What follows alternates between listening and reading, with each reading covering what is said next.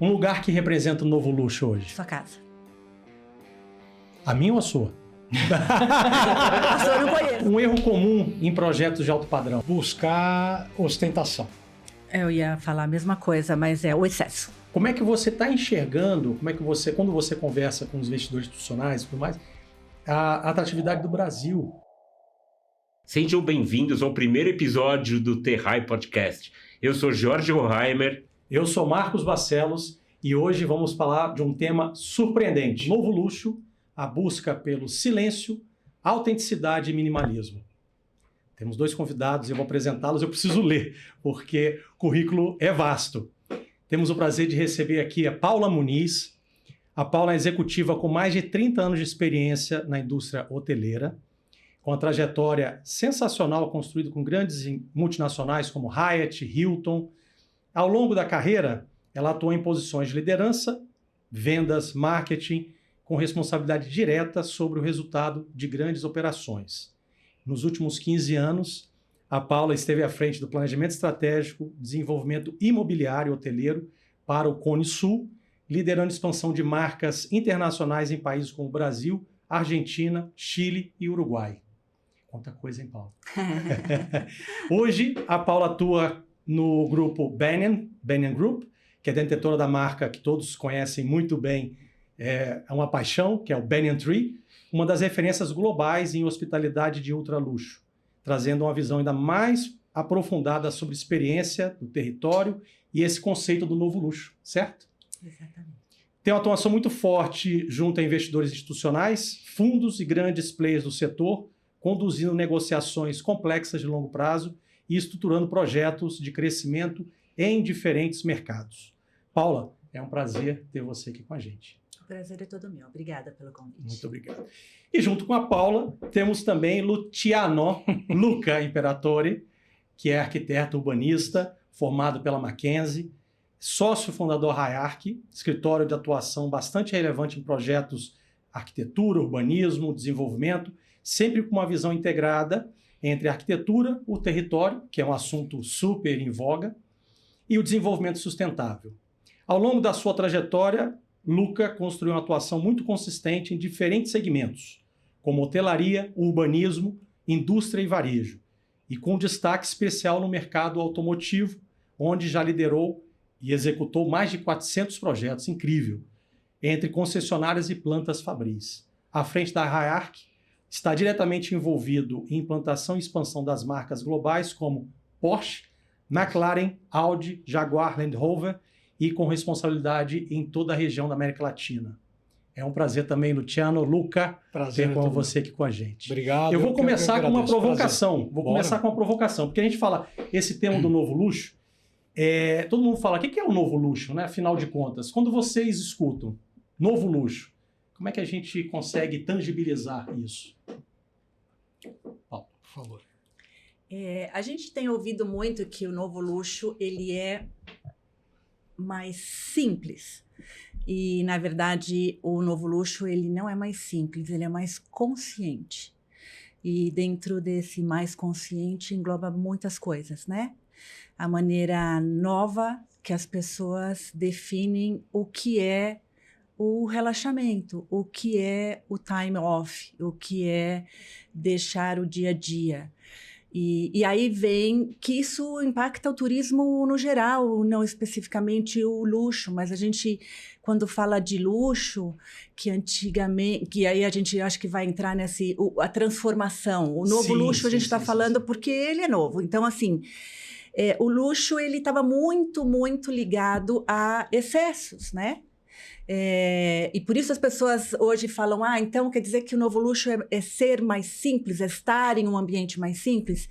Esse mais simples, ele está sem ostentação, sem excessos.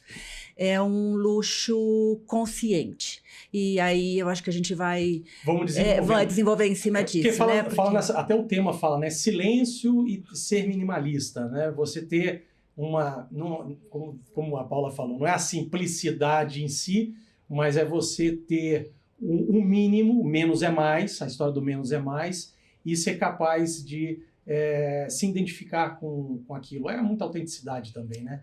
Com certeza. Eu queria até colocar um ponto, que assim, antigamente você tinha uma operação hoteleira de luxo, ela era praticamente isolada onde ela estivesse, você não tinha uma preocupação com cadeia produtiva, com a região, com o território. E hoje eu percebo que isso mudou muito. Então, como é que você percebe essa relação? A gastronomia, tudo isso, você acaba tendo uma relação com as comunidades locais. Como é que isso virou, né? Não, é um super ponto, Jorge. Na verdade, quando a gente fala no turismo, no luxo consciente, envolve a grande sustentabilidade, e não sustentabilidade por si só, a sustentabilidade regenerativa, né? Então, não é mais sobre manter, é sobre melhorar o entorno, né? A gente fala muito dessa coisa da sustentabilidade numa perspectiva muito do ambiental, né? Mas, na verdade, é do todo, né? A gente fala sustentabilidade tem que ter um viés até financeiro. Com certeza. Porque você tem que olhar para frente, para o futuro, como é que aquele empreendimento se estabelece ao longo do tempo. Exatamente. Se permanece, né? A existência no longo prazo, né? A sustentabilidade dentro do ESG e a gente... eu tenho a sorte de hoje trabalhar numa empresa que foi criada baseada nos pilares de sustentabilidade. Está no DNA, né? Está no DNA da empresa e ela é conhecida mundialmente justamente por isso. É uma empresa relativamente nova, tem 30 anos, mas há 30 anos atrás a gente não falava em sustentabilidade. Não, a gente fazia green building escondido nos projetos que falavam que era frescura de arquiteto. Exatamente. Não, o sustentabilidade hoje não é uma exigência de construção de licenças, né? Ele faz parte da experiência. E a gente falando, como o Jorge mencionou, a experiência, ela está muito ligada hoje no entorno.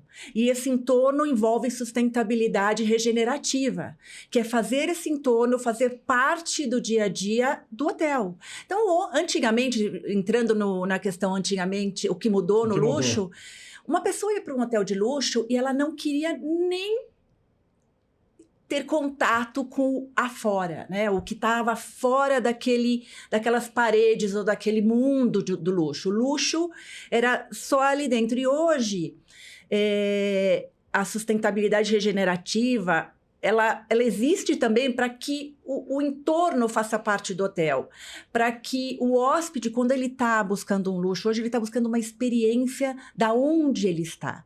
Então, eu vou querer voltar nesse ponto. Porque é muito complexo, né? A gente tem muita coisa interessante. Acho que você envolvida. trouxe duas questões, Paula, que eu vou querer retornar, nós vamos querer retornar. Uma questão, assim, uma história bonita, interessante de perceber como é que um negócio se estabelece no alto luxo de hoje, ultra luxo, que é o Banyan Tree, mas como é que ele começa do zero, literalmente, e com um desafio tremendo ambiental. Essa história é muito interessante de se ouvir.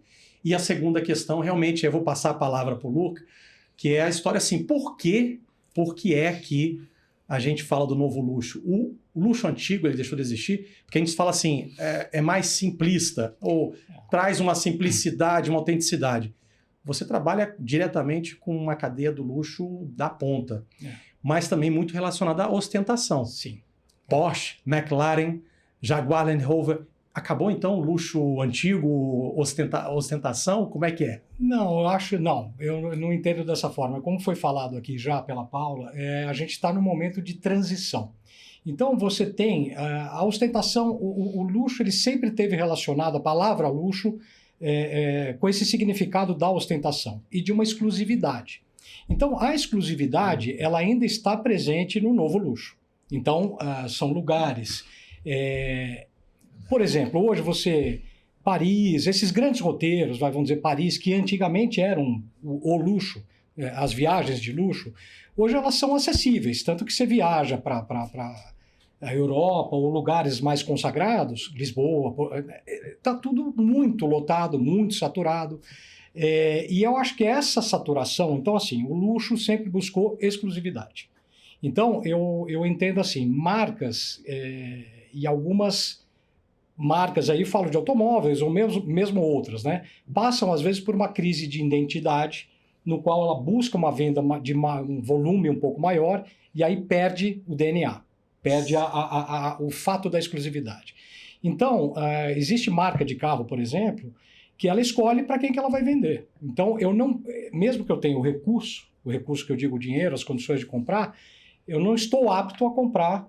A marca me elege, isso é uma validação. Por quê? Ela quer manter esse DNA de exclusividade, porque senão ela perde a raiz dela. Controle de oferta, né? No final, controle de oferta para deixar o desejo, ficar mais difícil. E além disso, é quem vai usar bem, e aí tem a ver totalmente com o que a Paula estava falando. Quem vai usar bem, quem vai refletir os valores daquela marca. E o que mudou no consumidor, do ponto de vista do consumidor que busca esse novo luxo? O que mudou no comportamento que você acha perceptível? Eu acho que num mundo saturado que a gente vive, de imagem, de oferta, de acesso, como eu estava falando aqui, a gente consegue acessar praticamente qualquer coisa, né? Assim, obviamente existem ainda produtos de alto custo, mas aí não estou falando de custo, né? Volta essa lógica do acesso àquele produto, né? Então, quem busca um luxo legítimo, autêntico, busca essa exclusividade. E é uma experiência quieta. Não quero ficar me fotografando o prato que eu vou comer. É para mim, é para quem está comigo, se é minha família, se são meus amigos, né? E aí o espaço tem tudo a ver com isso. Então, e Paula, na hospitalidade é assim também, porque assim, antes a ostentação te empurrava obrigatoriamente a você ser percebido, né? O que mudou nesse consumo, então, do luxo, do ultraluxo, na hospitalidade? Porque você quer o silêncio, você Primeiro, não quer ser eu acho que é o ser percebido. Hoje o luxo quer intimidade, ele quer privacidade, desculpa, acho que a palavra é essa. Ele quer privacidade, ele quer o tempo, exatamente como o Luca estava dizendo, o tempo dele sem tanta exposição. Na verdade, sempre foi a pessoa, quando o time off dela sempre foi fazer o contrário do que é o dia a dia dela, né? Então, se a gente for pensar um pouquinho mais assim...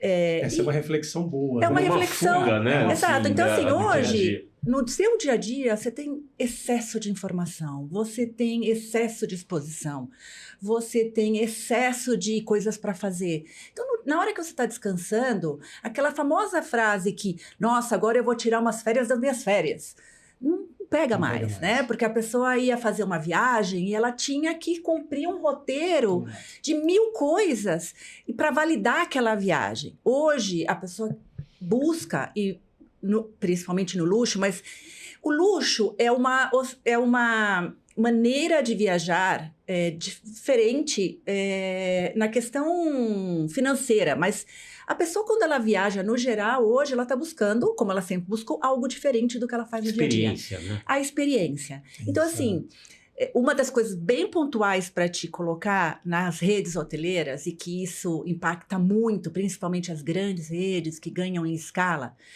Eu tenho alguns anos de hotelaria e no passado, meu background de hotelaria começou em vendas e marketing. E trabalhei para empresas muito grandes, onde o maior speech era: se você está no hotel marca X no Brasil, e se você está nesse mesmo hotel dessa marca X em Singapura, você vai se sentir no mesmo lugar. Era tudo sobre consistência da marca. A marca tinha que mostrar para quem entrou no hotel que ele estava naquele hotel e que o interessante para ele era dizer que ele estava no hotel marca X, inclusive na exposição. Hoje é o pior que você pode fazer como marketing. Repetir a experiência. Divulgar que tem consistência a marca. Hoje o território é que manda, né? Então a gente vai voltar em falar em exclusividade, autenticidade, experiência. É totalmente contrário à consistência, que era o que vendia uma marca hoteleira para replicar, inclusive. Então, as experiências, como disse o Luca, talvez hoje não sejam mais para o luxo estar em Paris, em Londres, porque isso todo mundo faz. E a exclusividade é estar em lugares remotos, como Mayakoba, na Riviera Maya, estar numa vinícola super exclusiva e ter essa autenticidade, que esse é o novo luxo, né? E isso engloba várias coisas. E aí, quando esse território, assim, trazendo aquele ponto, né, do território, quando é que o território, ele passa, é uma provocação, qualquer um pode responder, passa a ser desejado, né, no consumo? porque o Brasil tem muitas áreas para serem desbravadas e nosso trabalho do dia a dia é esse. Aliás, essa é uma diferença que a gente vê, só um parênteses, em relação à Europa, que lá já foi, quer dizer, de certa maneira já está tomado. Aqui tem tudo por fazer. Né? Então, as oportunidades são incríveis. E a hora que você junta essa questão do território, da experiência, cada lugar te dá uma experiência única. E eu acho que isso agrega ao turismo. Vou dizer, da pessoa ela sentir que também naquele lugar ela está fazendo diferença. Eu acho que esse aspecto deve impactar também. Né? E como transformar esse território num lugar desejado? Como é que a gente consegue fazer com que o consumidor do luxo, do novo luxo, ele perceba que aquele território entrega valor?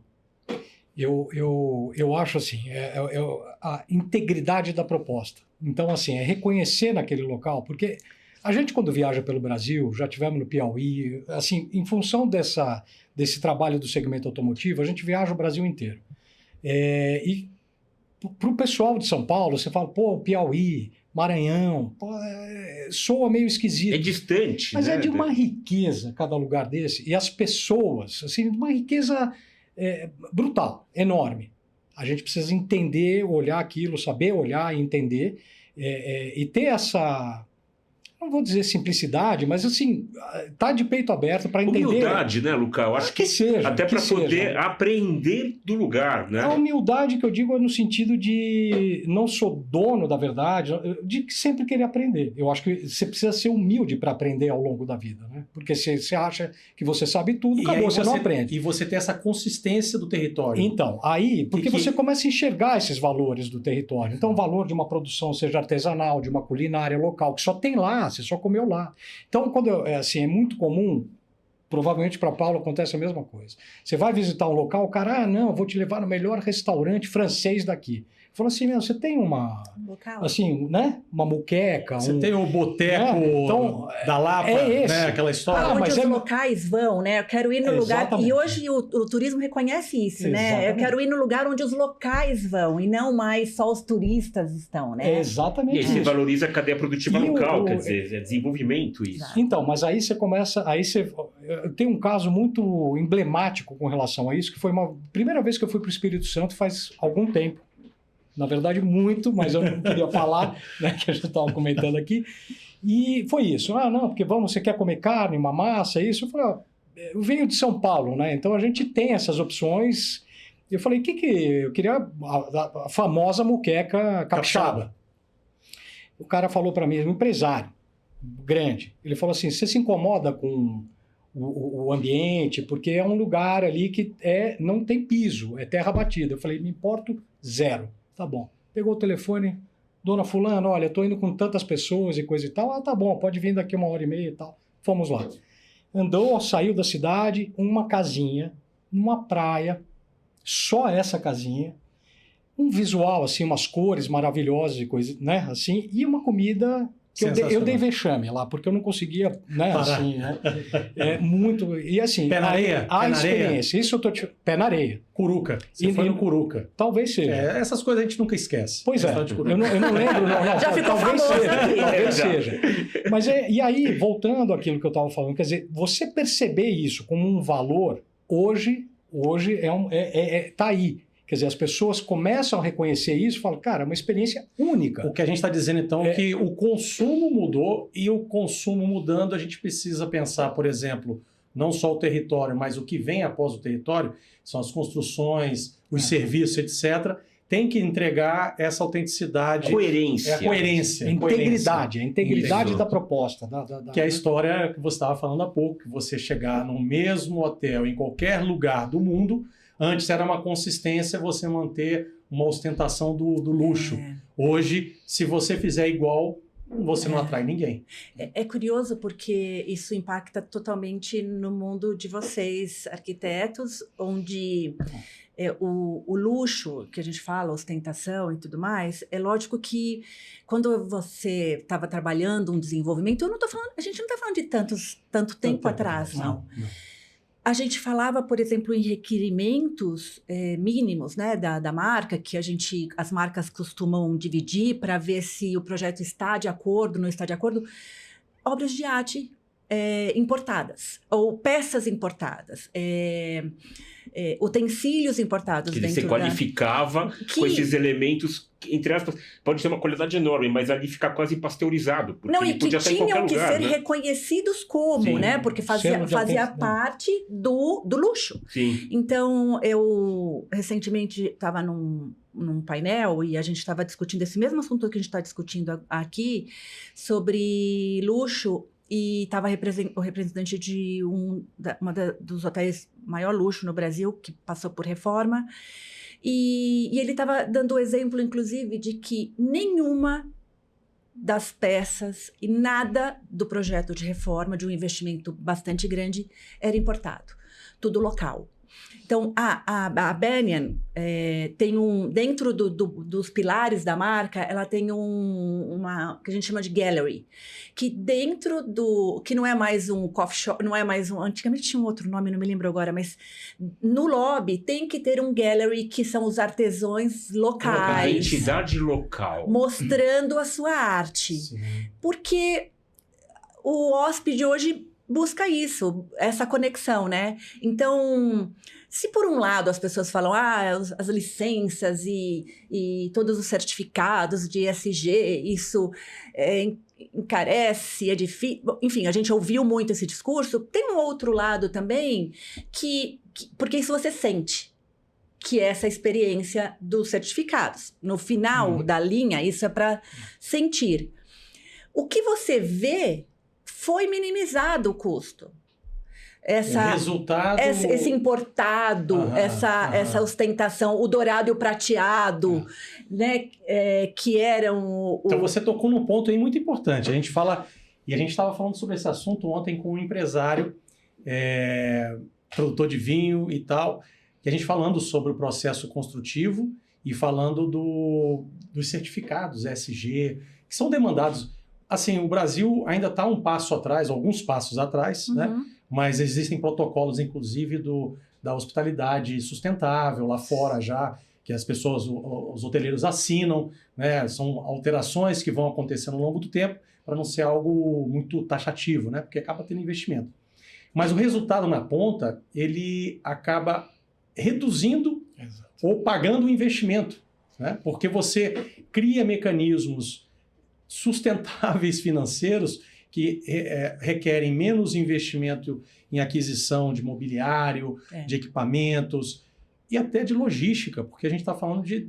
A história, por exemplo, a gente vai ter um episódio à frente para falar sobre os métodos construtivos sustentáveis, falar sobre madeira engenheirada, falar sobre steel frame.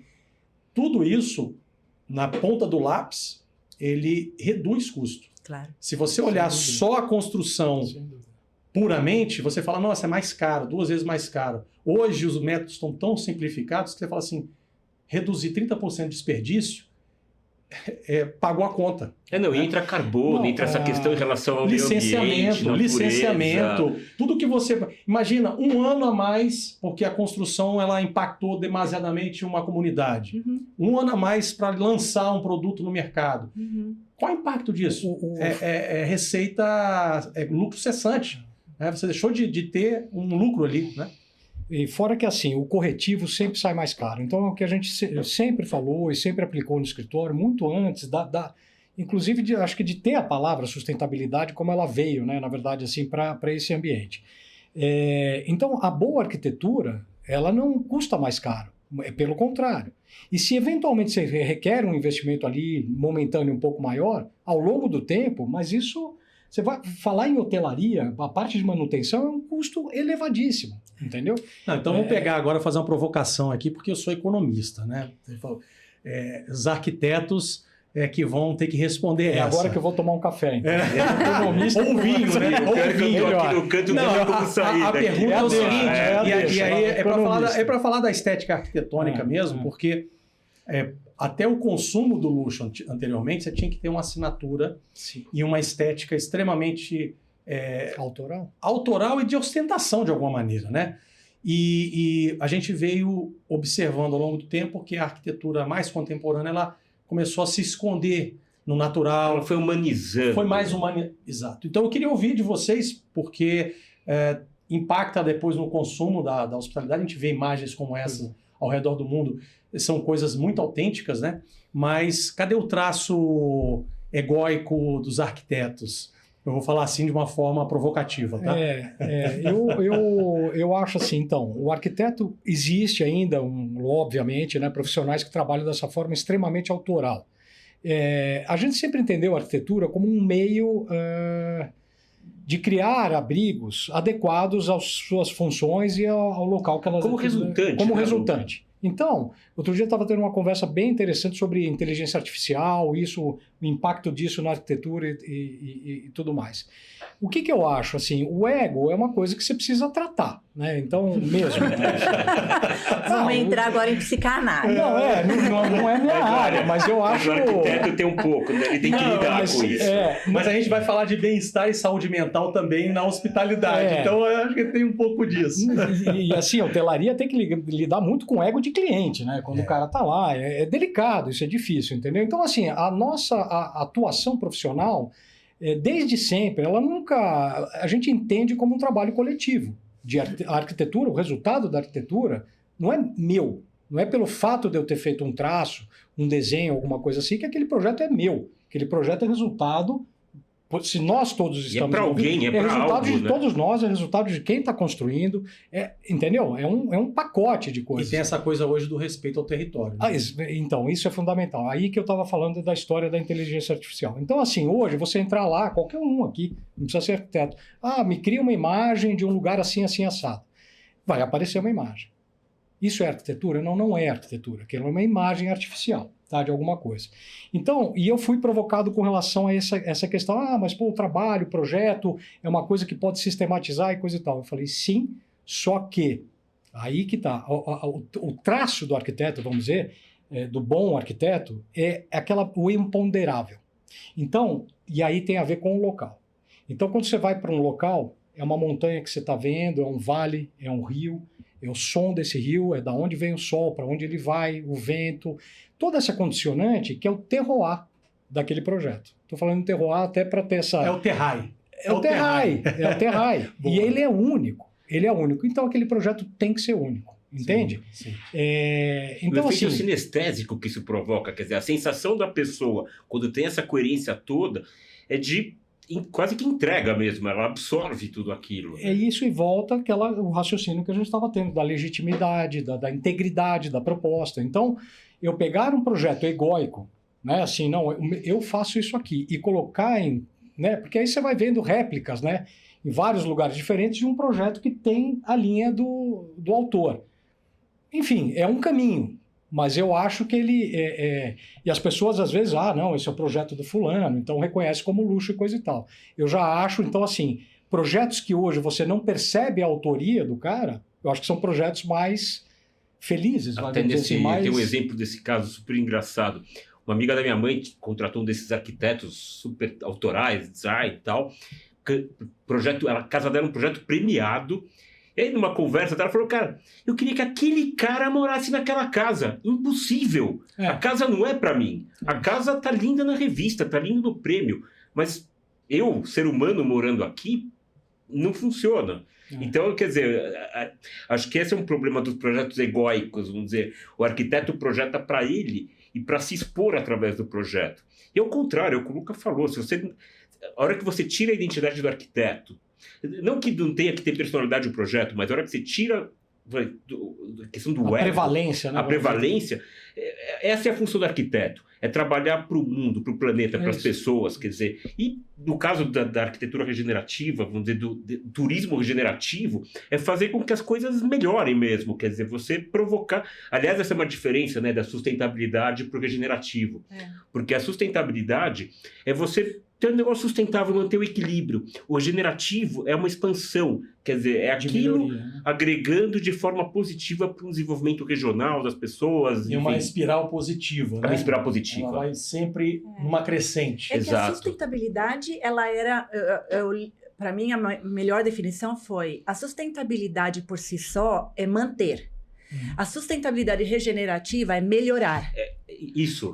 O entorno. Melhorar onde se está. Ela é crescente. Mas, assim, em defesa aos arquitetos, eu tenho uma opinião um pouquinho... Porque, assim, é um pouco parecido, guardadas as suas proporções, a importância de ter uma marca no hotel também, o que traz uma marca para o hotel e o que traz um arquiteto especializado naquele negócio, porque você sabe o quanto é diferente projetar um hotel e uma residência.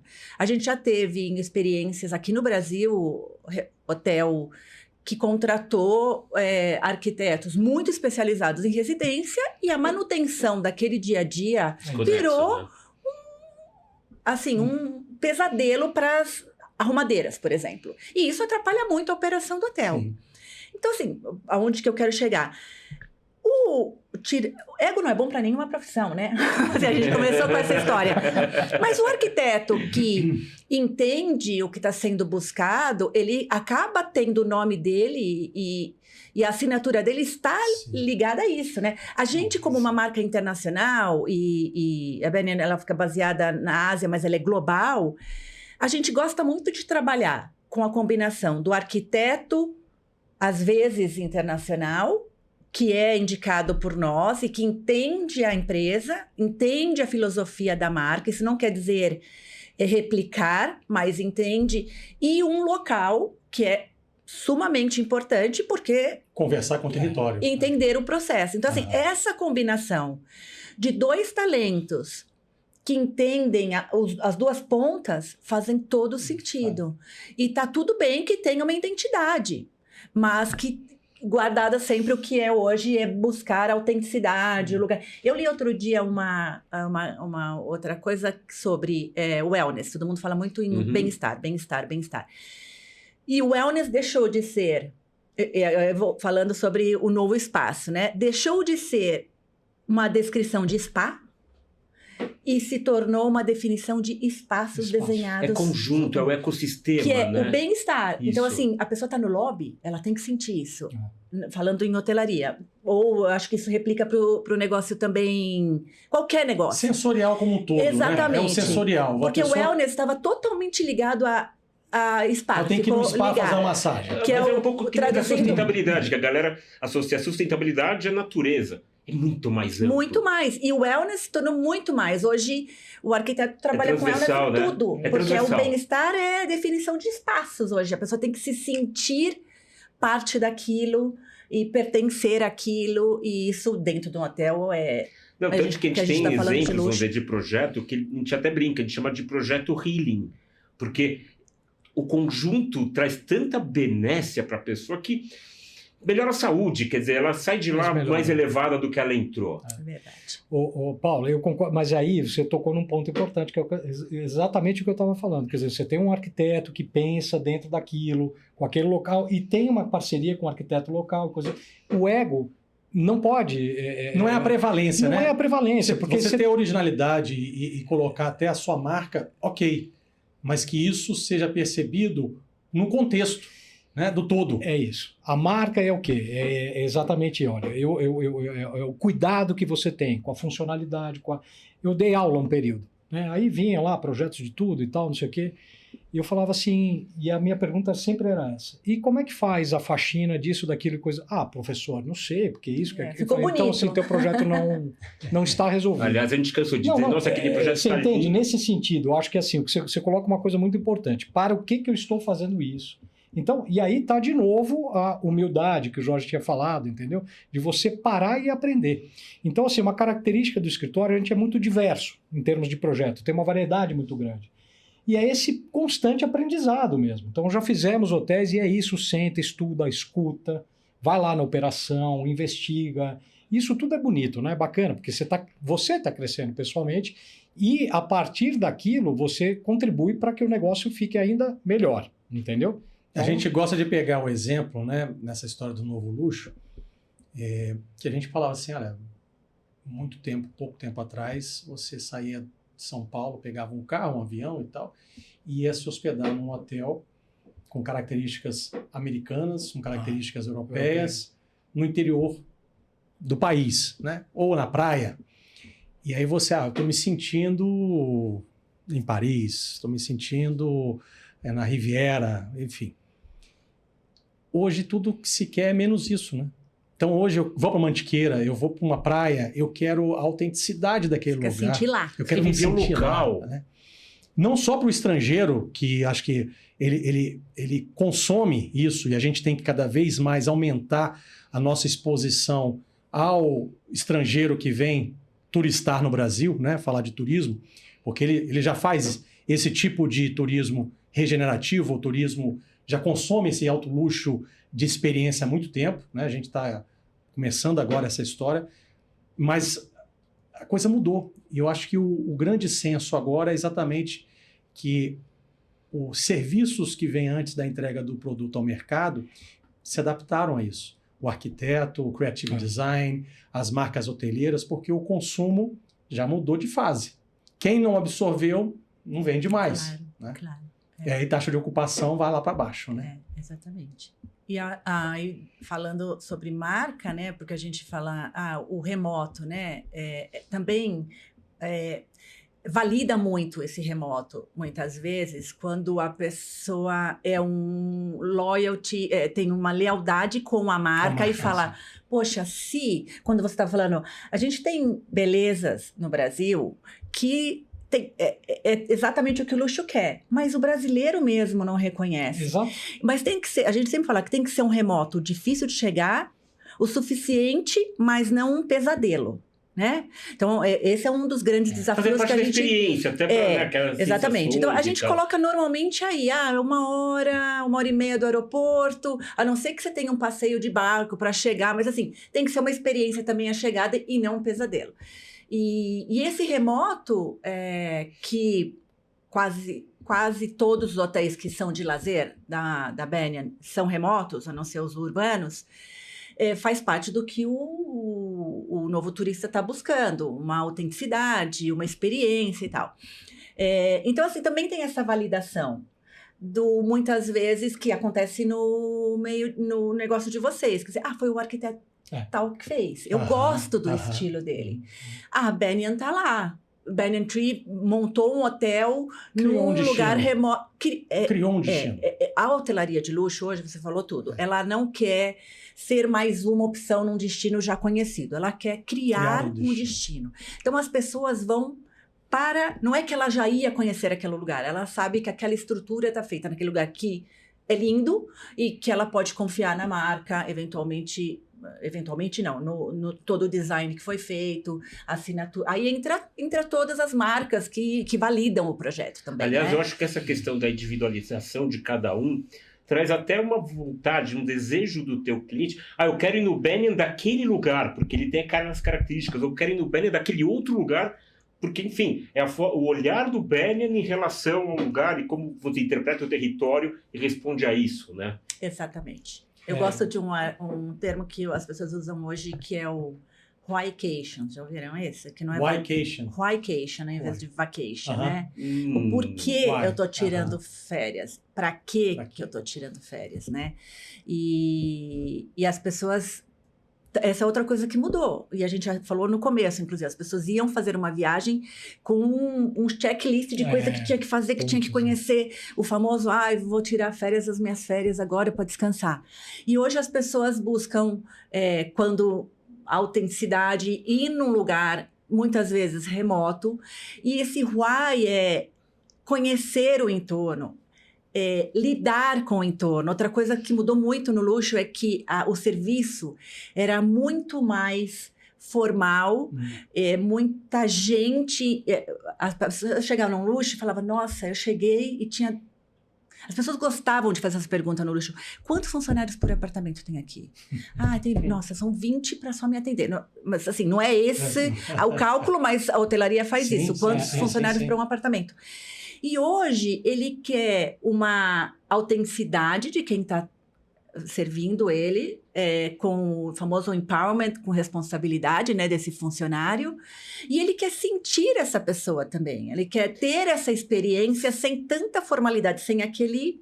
protocolo rígido, né? Do luxo, né? Que era o protocolo do luxo. Você está falando assim... Não fale isso, não faça aquilo. Não ultrapasse essa linha, né? E que ainda tem, lógico. Claro. Mas de uma maneira mais... A gente participou de um projeto de desenvolvimento regional e que a preocupação era exatamente essa. Vamos dizer, não é o turista influenciar o local.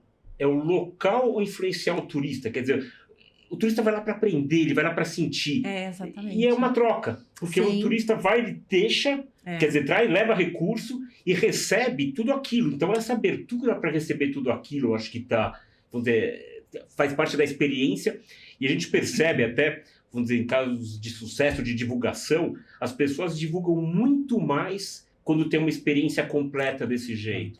Elas não esquecem. A experiência é algo que vocês falaram agora do restaurante que veio na sua cabeça, o nome, a hora que ele mencionou o cenário, né? Bom, Não foi armado não, viu? Não, a experiência você nunca E nem é jabá. esquece ela. Por exemplo, o conceito, a gente está falando na Amazônia, e tem todo o conceito de bioeconomia. Bioeconomia é comida, gastronomia. Então, você colocar o cara, aquele prato maravilhoso, e ele ter contato com a cadeia produtiva daquilo, assim, de novo, a experiência fica muito mais completa, né? Sobre gastronomia, também tem uma definição muito interessante do novo luxo, por exemplo, num restaurante de hotel. Antigamente era sinônimo de luxo um cardápio muito extenso, muitas opções. E internacional. Exato, que tivessem comidas que nem eram locais, quase né? que Para a neutro, pessoa. né? Pra Exatamente. E hoje a gastronomia ela está muito voltada à confiança do lugar que você está. Então é um cardápio pequeno, mas que seja sustentável, que vai te apresentar experiências novas. E lógico, todo cardápio tem uma mescla, mas você não tem mais livros de cardápio no luxo, né? E já que a gente está falando sobre o tema da gastronomia, eu comecei a sentir uma coceirinha aqui na barriga. A gente está só olhando esse queijinho. Nós vamos fazer aqui uma vinho, pausa para abrir o vinho e começar a degustar. Aqui nós estamos falando de sustentabilidade na gastronomia, puramente. Um vinho paulistano, queijos mineiros e paulistanos e Até gente já vale a volta. pena comentar desse vinho paulistano. Verdade. Assim, é uma vinícola na Mantiqueira, eu acho que tem que comentar, Vila Santa Maria.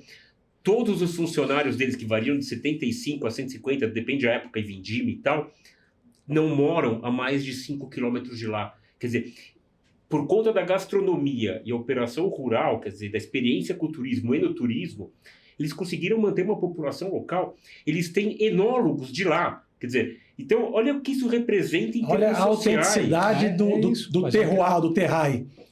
A gente está falando de São Bento Sapucaí. E é interior do São Paulo.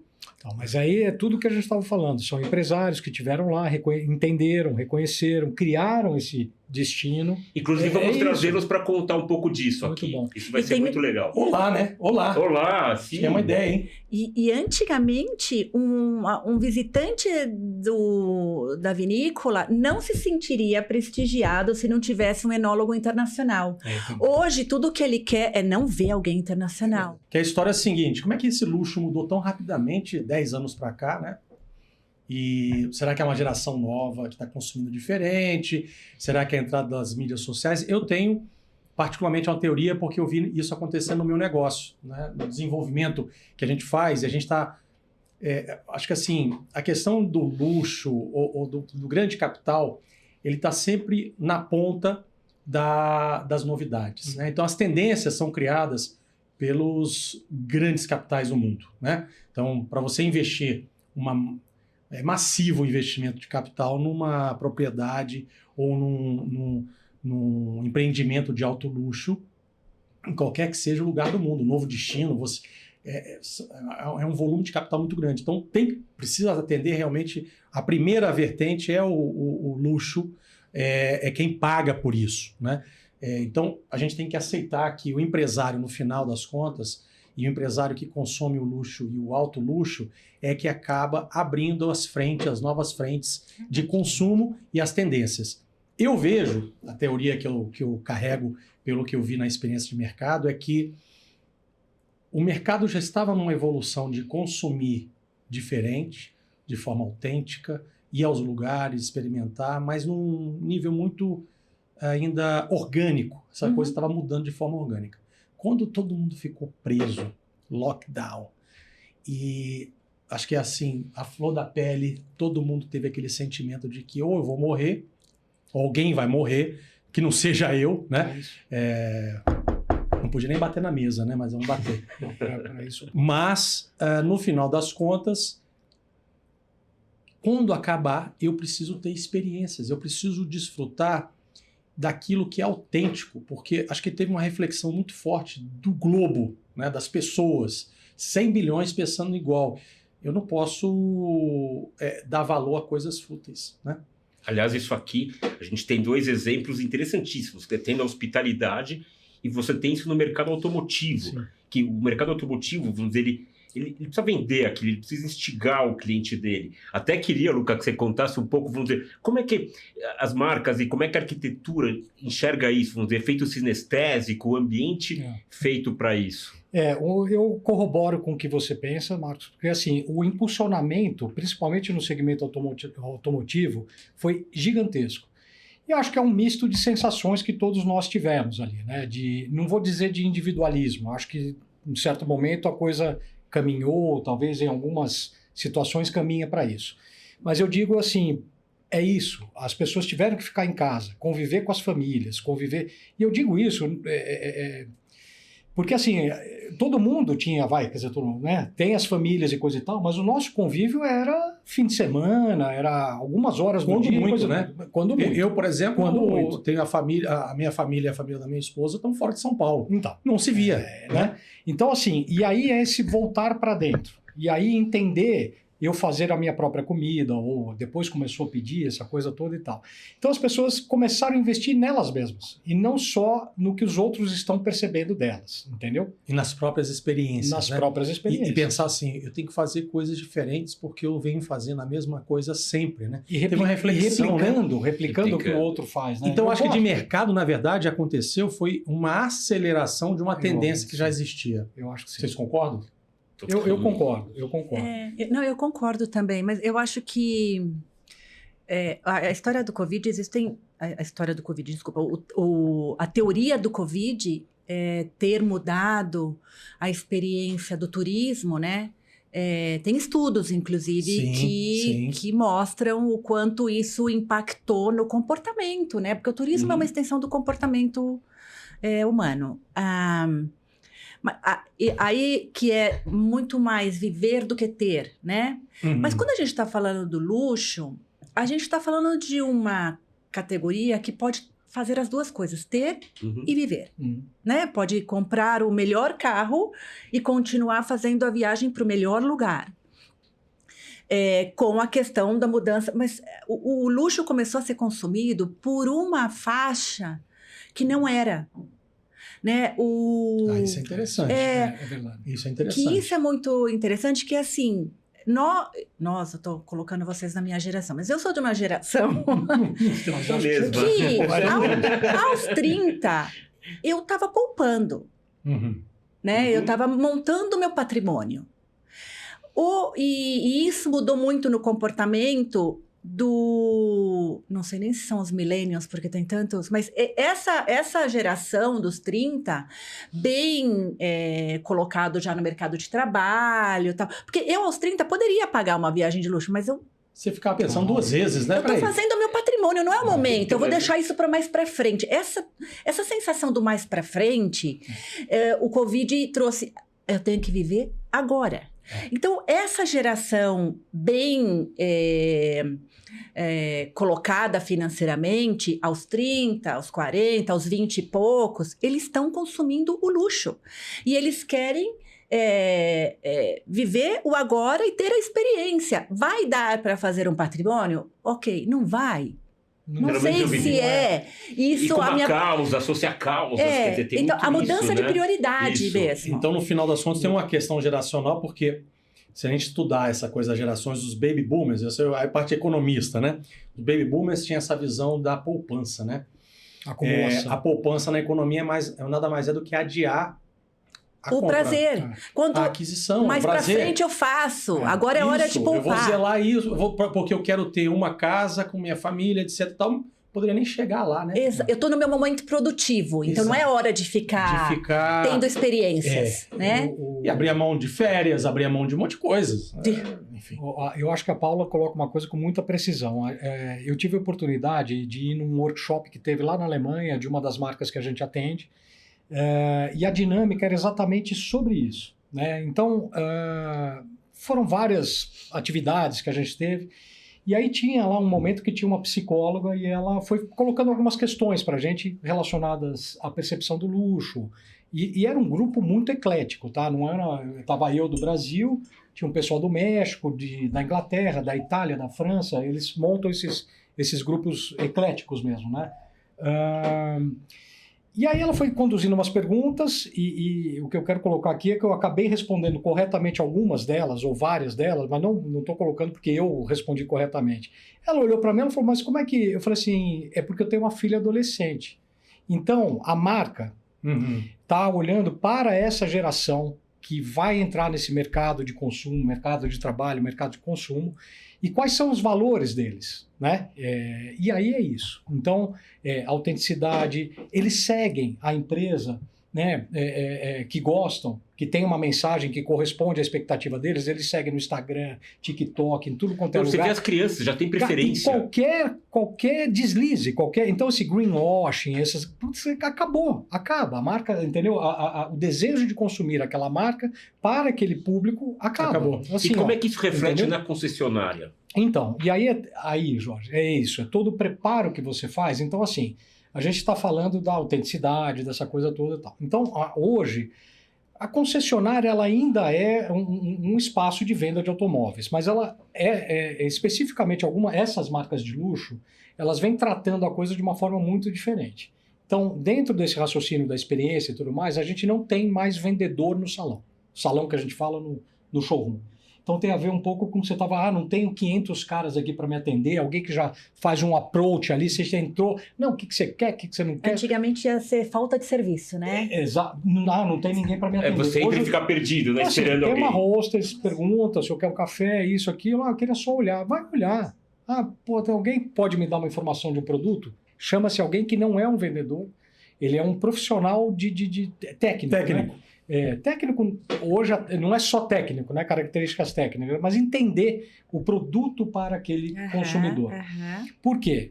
Um produto, então assim, o vendedor, qual é o objetivo dele? Vender a meta, vender o mais caro, talvez, para ele ter uma comissão maior. Esse profissional, ele tem, e aí eu acho que vai muito dessa hotelaria nesse sentido também, entender a necessidade do cara. Então você precisa da maior potência? Você precisa da maior esportividade? Não, eu gosto de um carro mais macio. Então esse é o seu produto, porque a experiência, o cara pode comprar um carro, e isso eu já vi muito, assim, muito. Compra um carro, dá 2, 3 meses, devolve o carro. E carro de milhões, né? Carro de milhões. Ok, o cara vai perder lá 20%, 30% do valor do carro, isso não é um problema para esse consumidor, mas entendeu? O carro não é bom, a marca não é boa. Então, o pacote que a gente tem que incorporar dentro de uma concessionária para que a pessoa se sinta à vontade, para que ela não perceba esse momento da venda. Mesa de venda não é mais redonda agora. Você não tem lado, você não tem o lado do vendedor e do consumidor. Você tem uma mesa no qual a gente está colaborando ali para você ter uma boa experiência.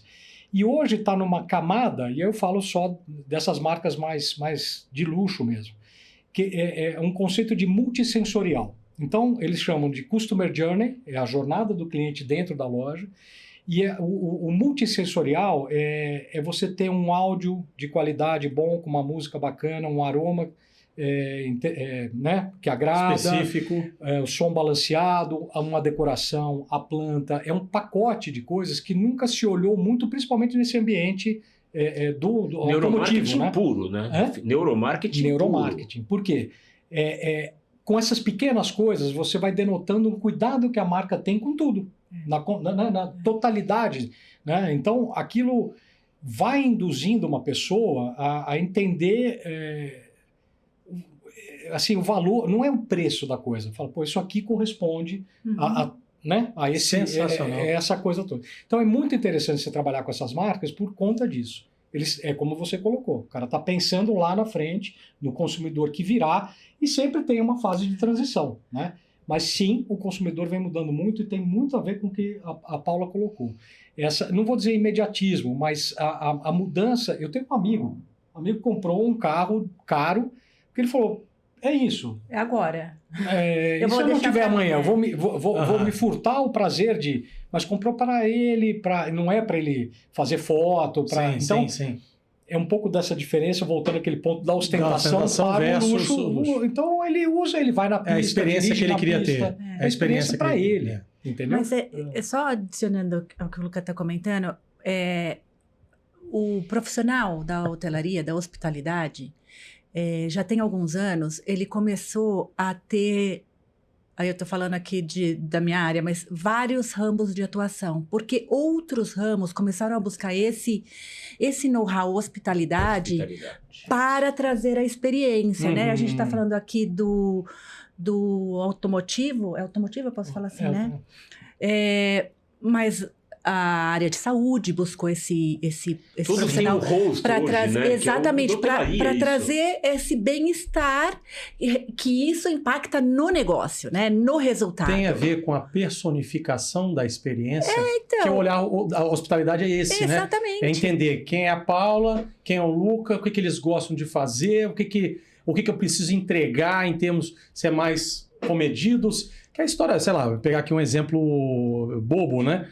Mas você chegar no Uber, quando você pega o Uber Comfort, então vai falar assim, eu quero silêncio, eu quero o ar-condicionado gelando. É meio entender um pouco a demanda, né, do consumo e explorar um pouco mais isso, né? Exatamente. E esse profissional é diferenciado. Exatamente. É a história que a gente fala, desculpa, Paula, mas assim, a gente fala que a gente roda o Brasil para buscar originar projetos, né? E muitas vezes a gente encontra com pessoas que, enfim, não tem o conhecimento da hospitalidade, né? E a gente está saindo de São Paulo, saindo de um centro, indo até o interior para conversar. Pô, levando o negócio para o cara. Levando o negócio, né? E a pessoa vai receber a gente de pé, sem oferecer um copo d'água. E faz um dos melhores vinhos do mundo. E não tem a noção de hospitalidade, quer dizer, não sabe receber. E não é que não queira fazer, a questão é realmente a falta da visão da hospitalidade. Você juntar a experiência, que aí a gente está falando do vinho, né? Do enoturismo. Você juntar a experiência enoturismo parece uma coisa trivial, mas não é. A gente está falando de um mercado, hospitalidade, tem milhares de serviços, né? Você pode falar de serviço de restaurante, serviço de spa, serviço do próprio hotel, etc, etc, etc. E do outro lado você tem um produto agroindustrial. Atividade rural pura. É atividade rural e do outro lado industrial. Então, como é que você junta esses dois mercados? Aí você fala, não, faz um bom vinho, mas não dá para ir para ficar lá. Ou, poxa, excelente o local e tudo mais, agora o vinho é peça. Não é uma coisa tão trivial. Né? E não dá as coisas conversarem. Branding, né? A capacidade sensorial de você conectar e falar assim, poxa, essa marca tem a ver com o luxo, o novo luxo do terroir, do terrain, etc. Tem a ver, a conexão tem ligação, né? A experiência integral. É aquilo que a gente estava falando. A coisa tem que ser consistente, do início ao fim. Né? Desculpa, Paulo. Não, pode falar. É que no caso do mercado automotivo, essa coerência ele induz ao consumo. Se o cara está propenso a comprar o carro, ele vai entrar naquele espaço que foi projetado para isso, ele vai sair com um carro de 2 milhões. Mas não é só no automotivo. Também, porque hoje a história do pertencimento, que não tem como desconectar com o Covid, né? A pessoa entrar no lugar e se sentir não invadindo o lugar, mas pertencendo àquele lugar. Sendo acolhida, né, pelo lugar. E por mais luxo que seja, porque todo mundo tem essa questão. Aí quando a gente vai falar pro luxo, mas isso é em serviço em geral, mas a pessoa chegar no lugar e se sentir pertencendo àquele lugar, independente do nível que essa pessoa tenha. Todas essas questões sensoriais, a moda é assim, né? Hoje, você entra numa loja e vem uma pessoa e já fala, posso te ajudar? Você fala... Então, assim, todo o aroma, e isso depende de pessoa para pessoa. Sim. Mas tem pessoas que são totalmente sensíveis ao aroma, pessoas ao som, outras pessoas são super sensíveis a chegar num lugar e tá quente e vai embora. Então, essa combinação e a pessoa se sentir pertencente é a palavra? Eu acho que né? De pertencimento mesmo. É muito voltada para o resultado. É isso. E quem entende isso e faz a cálculo ao contrário, se beneficia. Eu queria só fazer mais um comentário sobre Covid. Sim. O luxo especificamente, o turismo cresceu muito após o Covid. O luxo, globalmente, cresceu muito após o Covid, exponencialmente. Todas as marcas dedicadas a luxo, se você ver os índices que elas cresceram, por razões que a gente já comentou, eu vou dar um número aqui, um item que é um dado específico. A Banyan é uma empresa de 30 anos. Ela abriu o primeiro hotel dela em 94. Aliás, Paulo, desculpa, conta um pouco a história do Banyan, que também ela é muito interessante. Ela partiu da sustentabilidade para chegar na hospitalidade. Para começar, né? Exatamente. Vou só falar Os 30 anos. O crescimento. E aí a gente voltando como ela foi fundada, que é muito interessante, já que a gente está falando, inclusive, de turismo sustentável, novo luxo.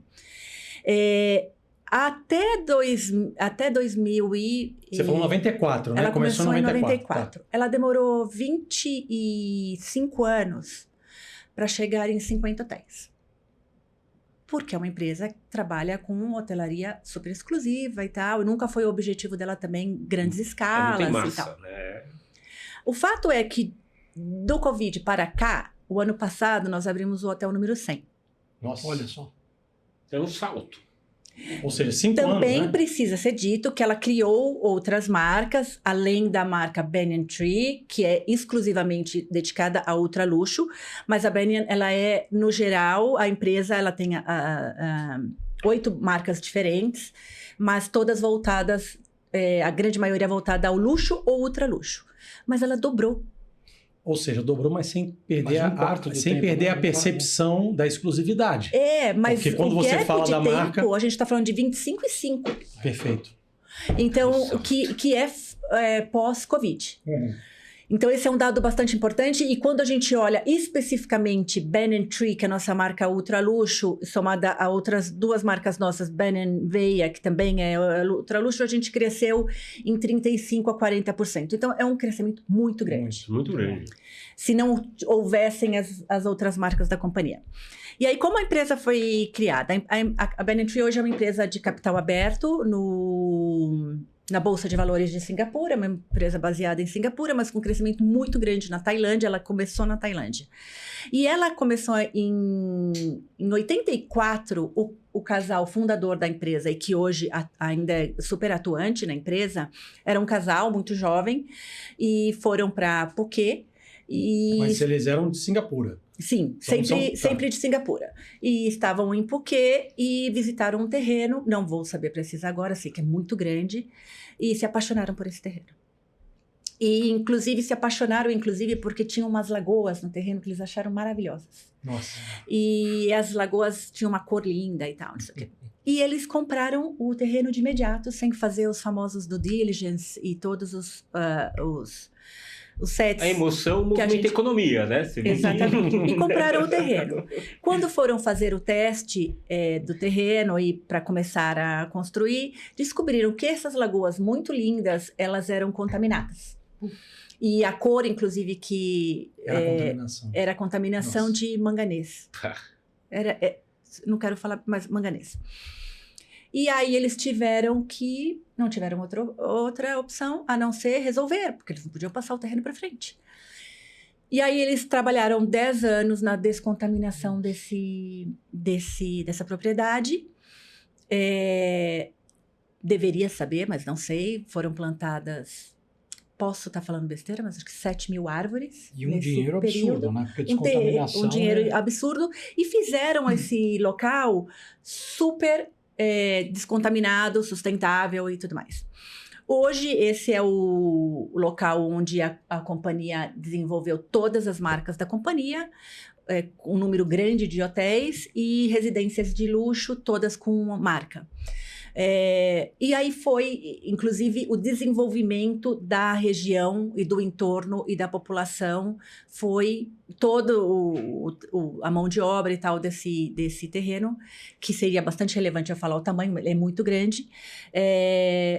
Então, ele desenvolveu todo o entorno. Numa época, a gente está falando, o primeiro hotel abriu exatamente em 94. Eles compraram o terreno em 84 e abriram o primeiro hotel em 94. Eco 92 foi logo depois, nem se usava o termo sustentabilidade. Não, e eles trouxeram o Poké como um destino de muita relevância, inclusive, com esse desenvolvimento. Uhum. Então, assim, para a Bering e outras empresas também, o turismo sustentável, ele já existia, ele sempre existiu.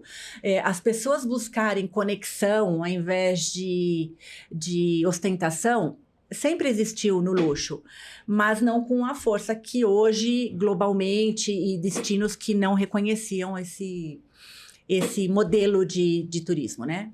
Agora, assim, entrando um pouco agora na história do capital, do investimento, né? Uhum. Afinal de contas, precisa pagar conta. Precisa pagar conta. No final do dia... exatamente. Se a gente pega de trás para frente, então o mercado demanda e o consumo muda, uma tendência muito forte. A demanda e o produto acabam se remodelando, e aí você chega até ao território, né? E aquela provocação que a gente estava falando no começo de como criar o território, que esse território seja um destino, né? Como é que a gente consegue chegar do território ao destino e fazer o caminho inverso do destino ao território, porque o destino já se consome aquele local, né? Como é que a gente consegue, e aí é um trabalho mais do nosso lado de desenvolvimento, criar um produto do zero, e aí tem uma parte de arquitetura, mas tem uma parte de conceitualização, tem uma parte criativa e tem uma parte do próprio território em si, que entrega muito, né? Como é que a gente faz isso de forma a colocar um produto na prateleira para o investidor? E aqui, quer dizer, vou deixar um pouco de lado o consumo para investidores que sabem ou que percebem que há uma demanda por um produto e querem investir no conceito e querem investir nessa formatação, nesse produto que vai ser entregue ao mercado. Como é que a gente cria esse produto de forma a atrair o investidor? Porque a gente roda o Brasil, né, Jorge, e a gente vê, assim, a natureza exuberante. Os destinos são potenciais, muitos destinos potenciais, mas tem muita coisa que não vira, né? O Greenfield tem essa particularidade que é parecido com fazer analogia a startup. Né? Você tem, o pessoal fala que investe em 10 para uma vingar, né? O investidor. Então, como é que porque como é muito capital investido, você não pode ter o ultra luxo de investir em 10 e um vingar, né? Até porque não dá para ter olhar tradicional de mercado, porque você pegar as incorporadoras, elas vão querer número, e a hora que você cai, né, para essa exclusividade, vamos dizer, esse silêncio, essa busca, é quase que um contraponto, né? Você está minimizando ocupação para chegar no máximo de resultado. É um equilíbrio difícil. Foi o que a Paula falou. Hoje as marcas de ultraluxo não querem um destino já formatado. Você está fazendo o mesmo que todo mundo está fazendo. Exato. Então como é que você abre uma frente nova e fala daqui desse território, um território puro e duro, nu e cru, eu chego a um destino?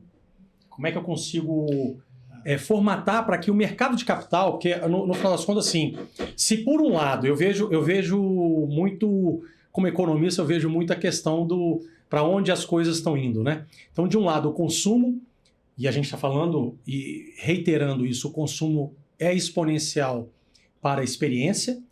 Cada vez que o tempo passa, isso vai sendo absorvido por outras camadas. O que era AAA passa a ser classe A, B, C, D, E, porque todos querem ter uma experiência diferente, nova. Então, essa coisa vai entrando nas outras camadas. Absorvido, né? Então, assim, a demanda por experiência, novos destinos, ela está exponencialmente crescendo. E a curva exponencial ela se tornou mais forte durante o Covid, o pós-Covid, na verdade. E, por outro lado, no pós-Covid, houve uma retração de liquidez no mundo. O mercado de capitais ele ficou avesso a risco, cobrando taxas de juros que foram escalando para o mundo todo, né, pelos riscos eventuais, e aí tendo que cortar a liquidez para não impactar a inflação, etc. E tal. Mas assim, o mercado de capitais ele se restringiu a reproduzir produtos financeiros com baixo risco e no curtíssimo prazo. Por outro lado, a gente está falando de uma demanda por investimentos que são tipicamente de longo prazo e capital intensivo na largada. Você precisa colocar de pé um hotel de ultra luxo, ou seja, tem um cuidado com o território, com a sustentabilidade, com a arquitetura, etc. e tal. Como é que você consegue compatibilizar essas duas curvas que estão em caminhos inversos? O capital restrito a replicar a curtíssimo prazo e a ser remunerado por taxas de juros altas no mundo todo, e, por outro lado, um consumo afirmativamente positivo para esse tipo de produto, né? Marcos, eu acho que a Paula colocou alguns aspectos bastante importantes, né? Então, assim, eu vou desenvolver um destino. Então, assim, você tem filtro. Eu acho que a palavra é filtros. E que filtros? De profissionais muito qualificados para fazer análises de análise de risco, análise de a distância, o trajeto. Eu tenho um aeroporto? Tenho uma estrada? Tenho algum recurso médico próximo que né, assim, as pessoas olham muito isso, né? Eu sou mais aventureiro, mas minha mulher, por exemplo, fala, pô, mas se acontece alguma coisa com o filho, eu vou para onde? Vou comer. Então tem uma série de condições. Então, o estudo ele tem que ser, entendo eu, tá? Muito consistente. Então não é só, porque lugares maravilhosos tem, eu digo aos montes no Brasil. O Brasil né? é uma riqueza Agora, incrível. você ir lá e ter uma operação de sucesso, que é o que o investidor vai querer saber se isso vai ter sucesso ou não, o risco sempre existe. A gente precisa minimizar o risco, né?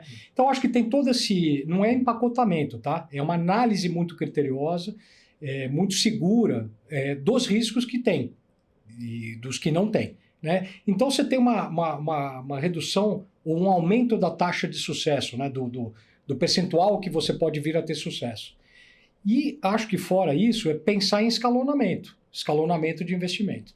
Então é como você falou, porra, se você for montar tudo de uma vez, é um dinheiro absurdo e é um risco muito grande e realmente você não criou o destino. O destino, você não cria assim, amanhã tem um negócio ali. A não ser que você coloque uma marca... Não, isso é fundamental, mas aí tem a ver com os filtros que eu estava falando. Sim, né? sim, então, sim, assim, sim. Pô, a empresa entrando ali é um selo, não é só um selo, né?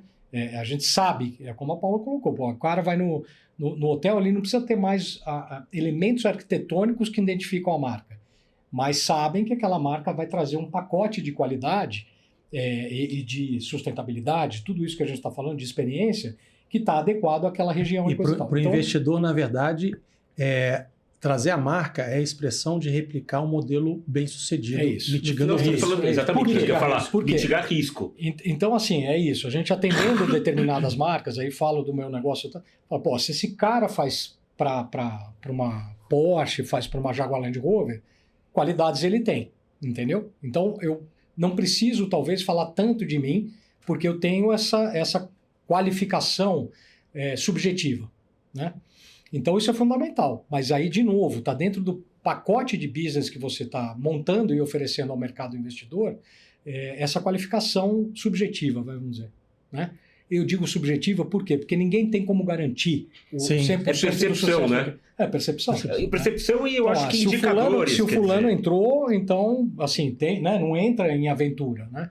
Então, hoje, a gente vê muito isso, assim, aventuras, né? Aventura de... assim, eu tenho um terreno, eu tenho não sei o quê, boto o dinheiro aqui, mas cadê a consistência disso? Né? Sim. E aí entram aspectos legais, além do due diligence que você tem que fazer para terreno e tudo mais. Isso, investir em estudos, né? Estudos qualificados, sair do achômetro, porque oferta tem muito, a gente vê muita coisa também. Eu vou pegar de novo a história que eu vivi, respirei um pouco esse mundo da tecnologia, o mercado de startups, né? Então eu vejo assim, startup é muito parecido com o que a gente faz, que é tirar uma coisa do zero, criar um produto, né? Retirando aqui a vertente da capacidade de gerar resultados exponencialmente maior no curto prazo, que uma startup tem versus um produto desse, que a gente tem que ter o respeito. O produto da hospitalidade, do real estate, da experiência é um produto de médio e longo prazo. Assim. Né? Payback de hotel, 7 anos, 8 anos lá fora. Aqui no Brasil são 10 ou mais, né? Dependendo do tamanho, da escala, etc.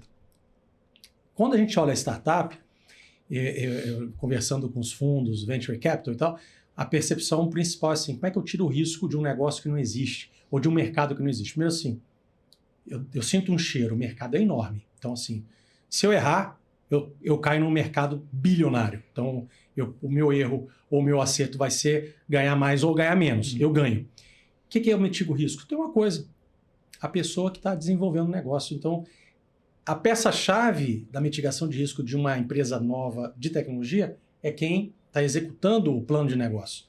O mercado não existe, então o cara tá Acho lá. que isso vale para tudo, né? Do teu mercado. É essa chancela, né? Exatamente. Então, assim, quem já repetiu isso, e aí tem a história dos serials empresários, né? Que eles repetem o negócio. O cara, deu certo uma vez, não importa o setor do negócio.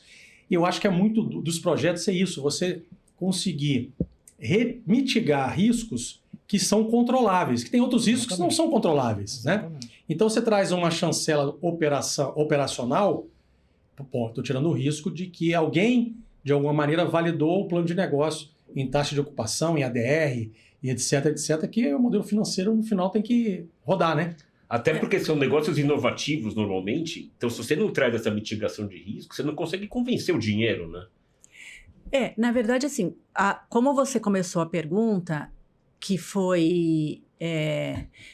O mercado de capitais, né? Como é que o investidor, né? O mercado de capitais hoje ele está muito mais voltado a curto prazo e investimentos que não tenham risco. Primeiro, esse mercado não vai investir em hotel, ponto. O investimento hoteleiro, na maior parte das vezes, é uma diversificação de portfólio onde o investidor tem consciência de longo prazo e ele está totalmente apto a correr riscos. Até os contratos de uma operação hoteleira, quando uma marca entra, a primeira coisa que ela tem que certificar é que esse investidor tem a capacidade de correr esses riscos e bancar esses riscos. Porque o hotel, o negócio hoteleiro, ele é impactado por qualquer crise. A gente fala, seja ela social, econômica, política, financeira, qualquer uma... impacta no negócio hoteleiro. Sim. Seja ele corporativo ou de lazer, que a gente está falando muito de lazer aqui, mas o turismo corporativo é muito forte. Então, assim, primeiro é o perfil do investidor. E isso é muito claro fazer o negócio com a pessoa certa. Porque investidores em hotelaria que buscam netamente retorno vão falhar. Retorno de curto prazo, liquidez. Sim, isso é inexistente, na verdade, né? Principalmente no mercado como o nosso, falando de lazer. Mas com todo investimento de risco, pode ganhar muito. E pode pôr dinheiro, continuar colocando dinheiro. Existem cases no Brasil, e aí mudando um pouco para mercado corporativo, eu abri o Hilton de São Paulo. Jurava que eu não ia falar de datas. Só depois do vinho, né? Depois do vinho pode. E eu, na época, era responsável pela geração. Né? Exato. Eu não vou nem perguntar que ano que foi. Não. E eu era responsável pela área comercial do hotel e a gente treinando equipes e tal. Eu fiz a pré-abertura, entrei no hotel 6 meses antes dele abrir. O fato é que o hotel abriu, e eu vou ter que falar o ano, foi 2001, porque estava no meio de uma crise muito alta financeira. A gente tinha passado pela crise 99, 2000, crise... da virada do século, do milênio, né? E teve a depois questão do setembro, né? Valorização cambial, que foi horrível. E Torres Gêmeas. Mas aí foi um pouquinho... já tinha acontecido, lógico, desculpa. E somado a isso, uma super oferta em São Paulo, que São Paulo tinha dobrado a oferta em 5 anos por causa do fenômeno condotéis, etc. Sim, e tal. Sim. Então, só para dizer que no momento de estruturação do negócio, era 100% investimento da própria empresa, o que é bastante raro no mundo da hotelaria. Hoje não tem mais isso. Quase não tem, mas ainda existem quando são projetos muito estratégicos, como é o caso de ter um hotel, uma bandeira importante no mercado como São Paulo. Então, era 100% investimento da companhia. E 2 anos antes tinha sido feito todo o projeto de viabilidade e aí um payback do hotel em 5 anos. Era bastante importante. O hotel abriu no meio de todo esse cenário. 2 anos e meio, 3 depois de todo esse estudo, e o payback foi para 12. Porque era uma crise. Monstro. Bom, o hotel se pagou em 8 anos e meio. e se tornou o maior EBITDA da companhia por apartamento. Uau. Esse é o mercado hoteleiro. Ou seja, Welcome to the team. ou seja, seja um investidor que tenha a visão, O perfil. você pode ganhar muito. É o dinheiro paciente. É um dinheiro né? paciente, é um dinheiro E paciente. como era um investimento estratégico e da própria companhia, os entendimentos estavam de acordo com... mas uma companhia que não era local. Enfim, hoje ele... Inclusive, na época, se falava em liquidez zero. Pensar em vender um hotel no Brasil era... E esse hotel hoje já não é mais da companhia, foi vendido. Inclusive, foi comprado um mês antes da pandemia. Então, quem comprou na época... Mas Uau. hoje faz muito dinheiro com o hotel. Então, esse risco inerente a qualquer crise é muito focado... O luxo, por exemplo, ganhou muito com o Covid. Não pós-Covid, mas durante o Covid, hotéis de luxo no Brasil se viabilizaram financeiramente. Nunca tinham feito Tremendamente. dinheiro e tiveram pessoas que ficaram fixas no hotel e ganharam muito dinheiro. Então, a ocupação do hotel foi... Não, a gente tem exemplos não são hoteleiros que nem de marca são e que pós-Covid a taxa de ocupação 90%. Isso assim, é quase inexistente. 90% da média anual. E ligados a turismo ecológico, turismo. Então, assim, houve uma virada, uma guinada muito forte. Não, né? isso... Mas assim, voltando à questão do capital. Quando você olha o mercado... Aí mitiga Sim, riscos. Isso. O mercado de luxo tem crescido muito também num fenômeno que são os branded residences. Uhum. Isso Você pode explicar o que são? Que são as brand residências com marca. Bom. Então... geralmente atrelado à marca serviço, hoteleira, ao serviço do hotel, da exatamente. hospitalidade, né? Então, você tem uma casa, uma residência com essa marca. Pode ser uma segunda residência, no caso, a maior parte no caso de lazer, ou pode ser que a Benian faz também, várias marcas fazem, torres em mercados urbanos.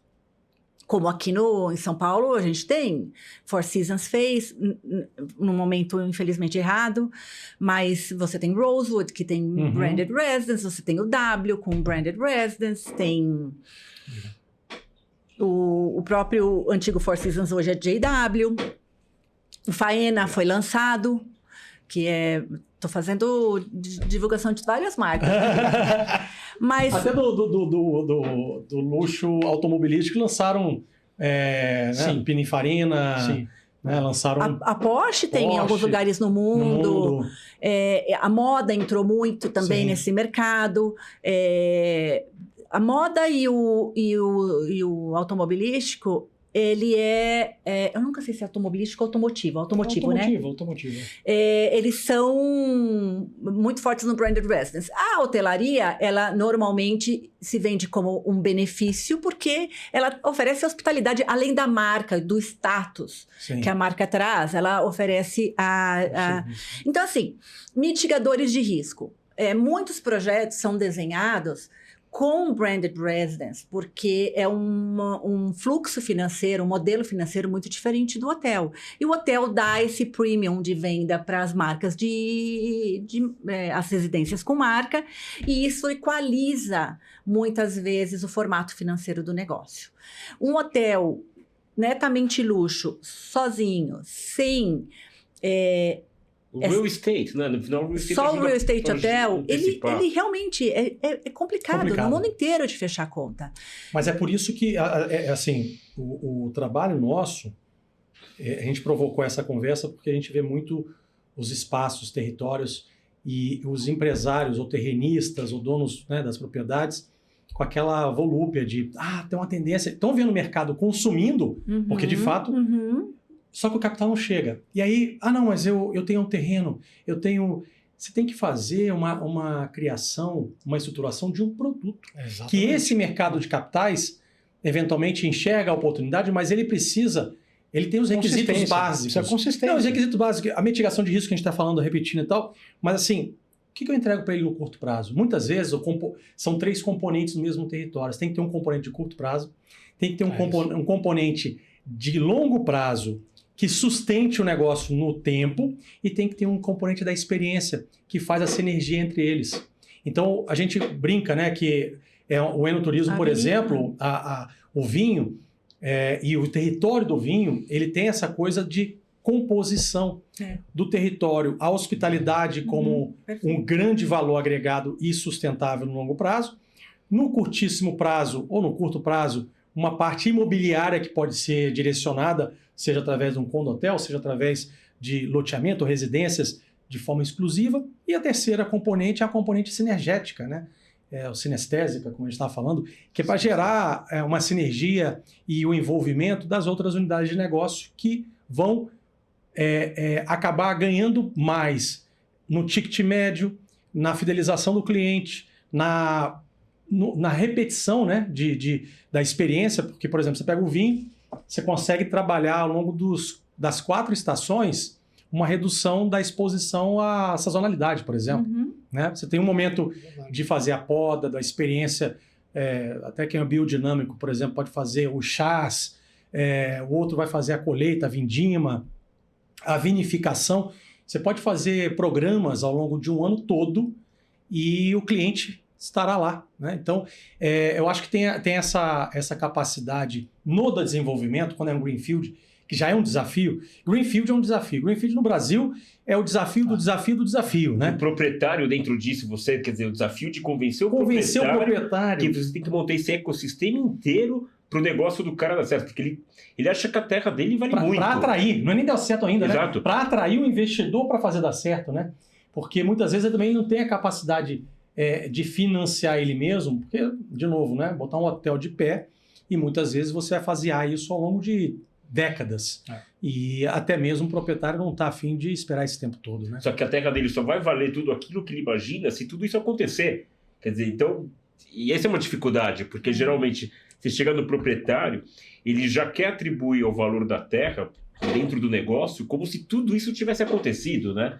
Então esse também é um desafio, como trazer o cara presente para poder chegar lá, e ele tá junto nisso. Mas né? o Luca comentou uma coisa super importante, que é o estudo de mercado, né?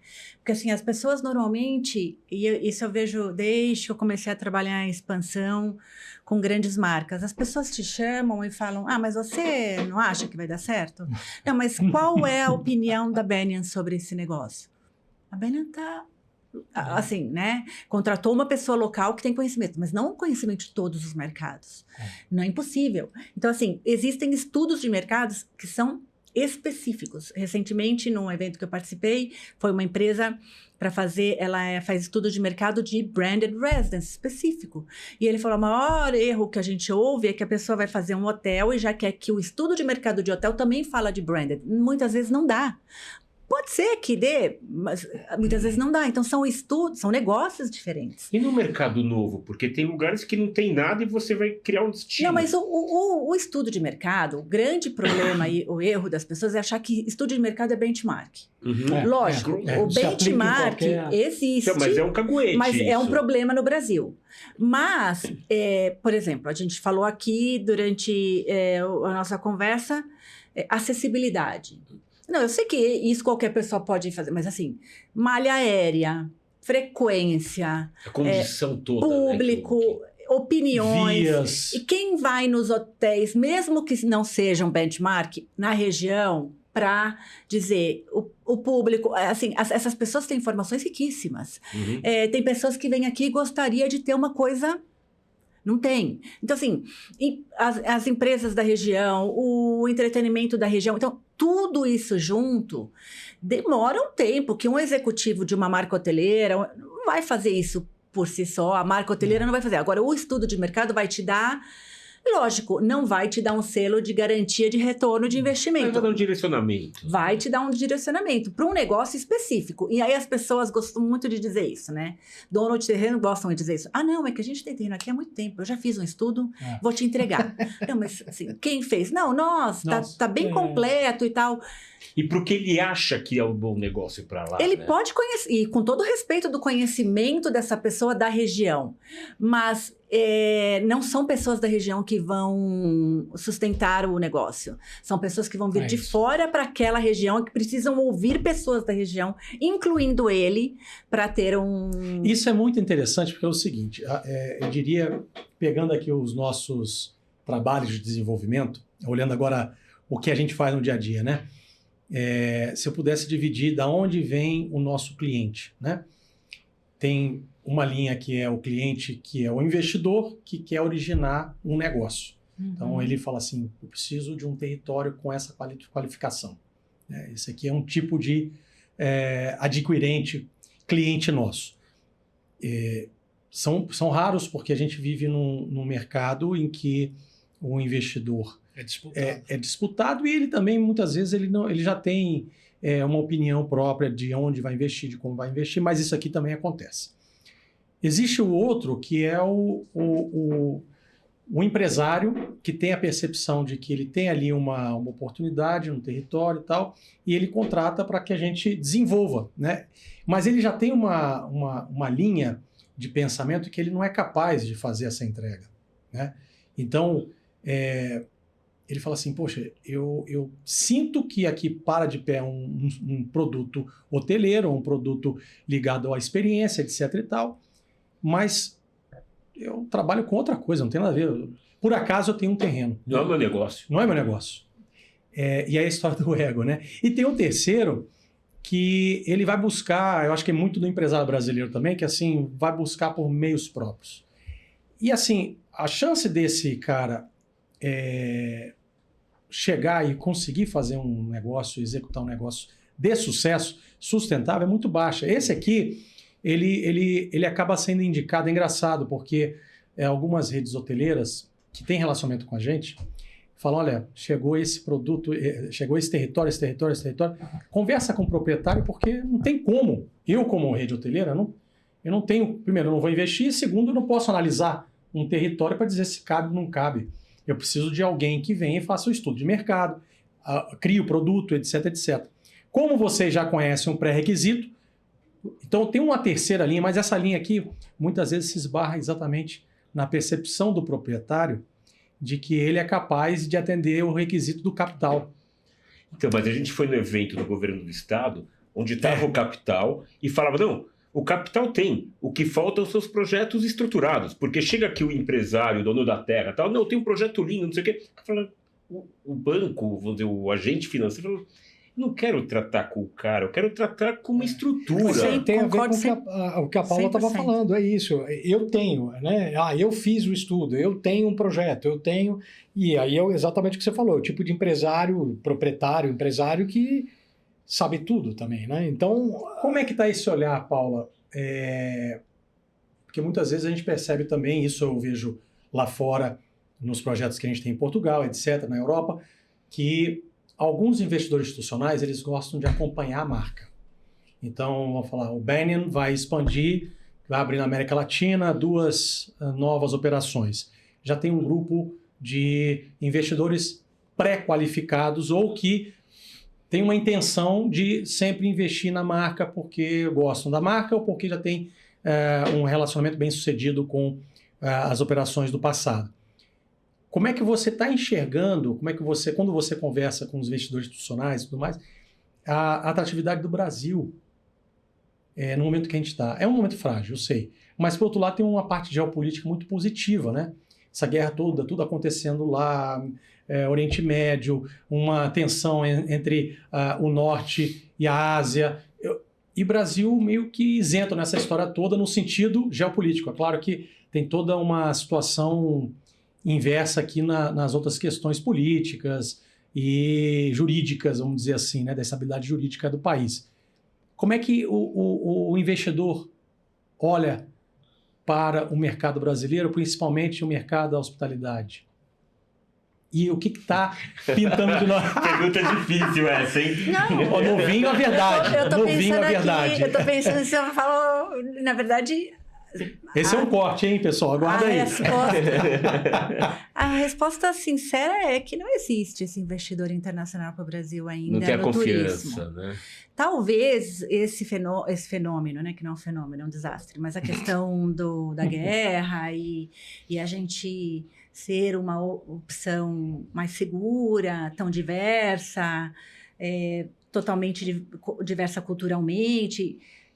Mas isso não é uma coisa que, sabe, a guerra começou... Foi anteontem. Né? E que mudou o perfil do investidor brasileiro, vetor, né? ou as pessoas começaram a... Então, assim, o turismo, o investimento internacional para o Brasil, ele não existe no momento, né? Quando a gente fala de forma genérica, aí a gente começa a estratificar um pouco. O mercado brasileiro é muito grande também, né? Sim. Aí a gente fala, São Paulo e Rio de Janeiro é um Brasil. Ponto. Bom, aí a gente está falando de São Paulo e Rio de Janeiro. Brasil é outra coisa. Certo. São Paulo e Rio de Janeiro sempre existem possibilidades. Estado mesmo ou capital? Assim, capital. Capital. E mesmo assim com ressalvas, porque a gente teve alguns fundos que vieram para o Brasil e tiveram experiências difíceis e não querem mais ter essa experiência. Eu estou falando especificamente no imobiliário e hoteleiro. Mas São Paulo e Brasil, eu sempre falo, você quer conhecer o Brasil ou você quer conhecer São Paulo e Rio? Porque são realidades totalmente diferentes. Então, para o turismo, Rio é uma grande exposição e rentabilidade, e São Paulo também. Mas saiu daqui, a gente está falando de outro Brasil. Aí, assim, com muita positividade para responder, não existe. Como fica o turismo de experiência, mercado então, internacional? Não existe? O turismo de experiência tem que ser investido por nós, porque existe muito capital no Brasil. Sim. Então, assim, o que é o que aconteceu, que a gente estava falando antes, num outro contexto, com o turismo corporativo. A própria Hilton teve que colocar o seu dinheiro para abrir um hotel em São Paulo. A Hyatt teve que colocar o seu próprio dinheiro para... trouxe um sócio, mas 50% era do Hyatt de São Paulo. A IHG entrou no Brasil trazendo o capital, o investidor. Assim, são muitas. Contando em uma mão, né? Mas são as empresas de hotelaria internacional. Né? Porque agora eu vou fazer uma provocação para você. Elas venderam. Elas conseguiram todas elas. Por quê? Porque os fundos querem negócios garantidos que trazem rentabilidade.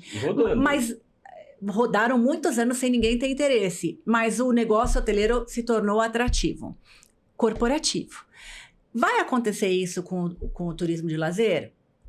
A minha opinião, Paula, olhando o que aconteceu no corporativo, que essa conversa que a gente estava olhando agora, óbvio que compraram. Não, há 15 anos atrás não existe esse player e não vai existir. Então, as coisas tomam proporções diferentes. Então, eu acho que quem investir hoje num turismo sustentável vai ter liquidez no futuro, mas ele tem que assumir o risco. Você. Aí é que eu colocar a pincelada da pimenta, né? É porque a gente está conversando com muitos fundos lá fora.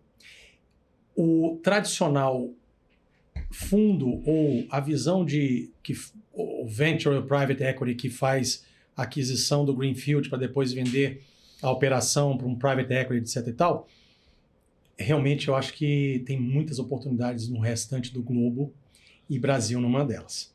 Agora, e o capital sustentável do turismo regenerativo? Aquele que investe hoje, por exemplo, a gente está tendo um relacionamento com empresas assim lá fora, fundos assim, que investem na Tanzânia, que investem na África de forma geral, que investem na América Latina, independentemente de uma relação tão estruturada com o institucional. Ou seja, eles estão muito mais abertos a perderem o dinheiro por uma causa do que necessariamente... Mas aí, no final das contas, é que dá muito certo, né? Assim, eles estão a fim de... Mas os exemplos de perder o dinheiro num caso de uma guerra, num caso de uma Venezuela da vida que o governo vai lá, se apropria. Então, são muito esporádicos. Mas, na grande maioria das vezes, você vê que o turismo regenerativo, ele muda o território de uma forma tal que cria um novo destino e aquilo se paga e e para frente triplica, quadriplica o valor investido de uma forma muito esclarecida. E tem famílias investidoras, family office, tem fundos que já aprenderam ou fazem isso com alguma frequência. Esse capital já chegou no Brasil? Você tem essa relação? Porque você está numa marca hoje que atrai esse tipo de capital, né? Talvez para algumas, não estou querendo dizer que uma marca faz menos ou mais do que outra, mas acho que é a própria visão da marca, a construção que ela tem. Você pegar um IHG, tem um Six Senses embaixo, que, salvo engano, 5% do HMA, lá no HMA deles, lá no acordo de operação, é obrigatório 5% do lucro líquido ser destinado à região, reverter a causas sociais, não é isso? Projetos sociais. Então, assim, tem um apelo muito forte para investidores com essa vocação, com essa visão de mercado, etc., ainda que seja uma alocação não completa, mas uma parte do dinheiro, né? Você vê que esse caminho poderia ou pode tirar do papel alguns projetos aqui no Brasil? Eu acho que sim. Agora eu vou falar de experiência própria sem dados específicos, mas o turismo, a gente estava falando um pouco antes, que por exemplo, um fundo que investe em sustentabilidade, há pouco tempo, semana passada também, vou citar esse evento de novo, eu falei com o BID, por exemplo, Banco Internacional Interamericano de Desenvolvimento. Qual é o desafio que a gente tem hoje? Numa escala muito menor, eu vivo isso, que é como apresento o projeto para Banyan aprovar. Então, escalando isso para o projeto para uma escala maior, cadê esse projeto estruturado para um fundo de sustentabilidade que tem uma lista de exigências e governanças e etc e tal enorme.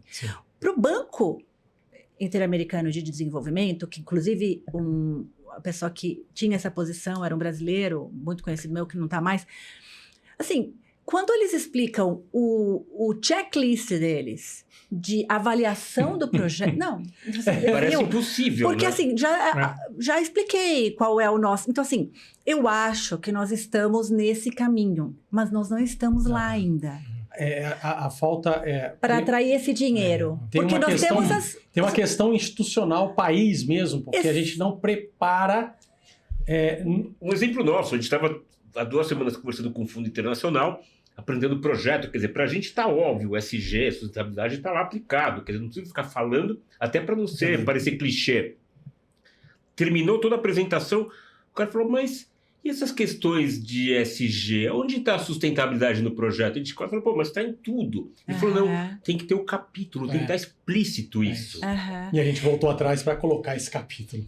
Porque necessário. É necessário. Porque muitos elementos que a gente coloca é o seguinte,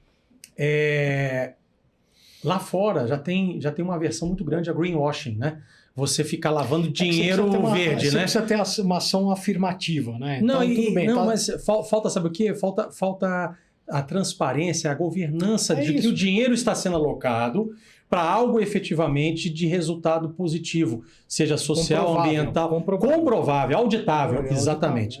Isso, infelizmente, eu estou falando esses dias, eu comecei a fazer um curso da ONU de finanças sustentáveis. E a primeira parte é de taxonomia, ou seja, você caracterizar o que é o quê, né? Esse é dinheiro bom no sentido green, esse é um dinheiro médio. Como é que você coloca isso se o país ainda não tem uma regulamentação afirmativa? A Colômbia tem, vizinho nosso, na ONU, uma taxonomia para investimentos sustentáveis. China é um dos exemplos no mundo da taxonomia, a União Europeia, ou seja, a gente está atrás. Então, de fato, eu tendo a concordar que o dinheiro existe, poderia vir para cá, mas tem gente mais estruturada hoje do que nós para absorver essa demanda, né? A gente tem um apelo muito grande de branding do Brasil, né? Todo mundo quer estar no Brasil. Eu estava numa convenção online da Banyan outro dia e a gente estava se apresentando nos newcomers, porque, inclusive, eu sou nova na companhia, comecei em novembro do ano passado, e proprietário da companhia falou: a Banyan precisa atravessar esse marco que está no Brasil. Então, assim, a marca Brasil é muito forte. A questão é, e eu odeio ficar discutindo as deficiências do Brasil, porque tem muita coisa positiva. Mas, que na verdade, a gente tem coisas que não dá para construir e a gente não tem o que dá para estruturar. Exatamente. Né? Então, assim, estamos nesse caminho, eu acho. Porque se você compara, por exemplo, África do Sul e Brasil, a gente está falando de países que têm deficiências parecidas. Sim. Vantagens também muito parecidas, de belezas naturais e biodiversidade e tal, mas organizações complicadas. Né? Vizinhos também, porque quando a gente fala de turismo de fronteira, né, muito importante para países europeus, por exemplo, África do Sul, Brasil tem assim, para mais ou para menos, né, mas vizinhos com mais ou menos a mesma capacidade de acessar o mercado turístico no local, né? Uhum. Pela dificuldade geográfica, mas também pela renda, né? Para acessar, por exemplo, o Brasil, Argentina e Uruguai, a gente fica sempre, dependendo do câmbio, brigando quem é que mais visita um ao outro, né? Todo ano tem uma troca, né? A gente bateu recorde no passado, 9 milhões de turistas estrangeiros, e você vai contabilizar o quê? Argentino, paraguaio e uruguaio, que atravessaram a fronteira para ir para a praia, ou, enfim, e contabiliza, né? Mas eu acho que é um pouco disso, que a gente está no caminho. A África do Sul fez um dever de casa em algumas medidas. Aliás, um dos principais benchmarks de hotelaria vinícola é o Babylon Storm, que é belíssimo. Tem essa coisa da experiência na África do Sul, né? E, enfim. O turismo de vinhos na África do Sul cresceu muito, né? Muito, né? Aqui está começando, quer dizer, acabou de criar a Rota dos Vinhos, quer dizer, de São Paulo. Quer dizer, negócio incipiente, eu acho que a gente está olhando essas experiências de fora e começando a enxergar um caminho, quer dizer, começo. Olha, para você ver como tem coisas que são básicas e importantes. Há alguns anos atrás, a gente discutia que o Brasil não tinha estatísticas, não tinha dados. Sim. Por exemplo, para um BID que te pede. E que parece menor, mas não é muito importante. Muito importante. E, assim, fiquei super surpresa positivamente em ver a nova organização da Embratur com dados estatísticos. Você entra no site da Embratur, a Embratur fez um trabalho muito bacana, levar pessoas do mercado, inclusive tem muitas pessoas do mercado de turismo que trabalharam para a iniciativa privada, na combinação com pessoas que têm essa experiência da iniciativa pública, do poder público, e fizeram esse trabalho que assim, é de base, elementar, mas né? se não sai daí... fica no achômetro, né? Você Exatamente. vai buscar... É o mínimo que Então, é o mínimo, saiu né? esse estudo do ano passado, ter crescido o turismo no Brasil, o Brasil foi o país que mais cresceu o turismo internacional no mundo. Assim, percentualmente. Então, de 6 milhões foi para 9. Então, mas por outro lado... Mas também tem lá os dados que são importantes, que 70% disso são argentinos. Bom ou ruim, não interessa. É um dado. É um dado. Né? Que as pessoas têm que tomar decisões. E você vai baseadas consumir nisso. para tomar decisões da forma como você tem que estratificar o dado. Não é só um dado. Eu tenho que captar aquilo como informação. Você vê um outro país que cresceu, mas aí é uma outra conversa, que a gente já está chegando no final. Isso. Temos que usar aqui um pouco do rigor do Jô, né, e dos amigos. Eu vou fazer uma licença aqui, eu vou pedir uma licença para fazer uma brincadeira com vocês. Eu vou pedir que a câmera foque em vocês, nós vamos fazer meio estilo TV Cultura de antigamente, que a entrevista ficava focando só no que é importante, né? O entrevistador é um mensageiro, né? E um pouco Maria Gabriela.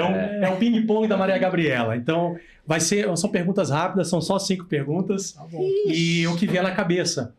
Com o vinho, acho que é maravilhoso, né? Um lugar que representa o novo luxo hoje. Sua casa. A minha ou a sua? A sua eu não conheço. As casas. O seu lar. Bacana. O restaurante que nós falamos. Um erro comum em projetos de alto padrão. Buscar ostentação. Eu ia falar a mesma coisa, mas é o excesso. Uma tendência que vocês não acreditam. O ontem.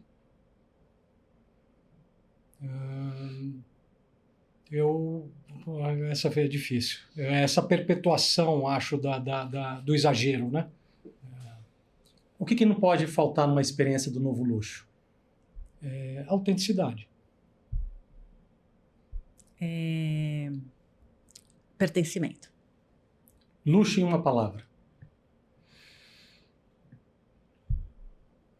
Autenticidade.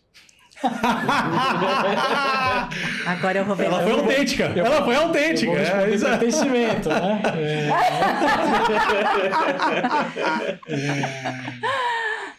Mas acho que é isso, é pertencimento. Você se reconhecer ali e sentir que aquilo está sendo entregue e feito para você. Coerência, né? Coerência.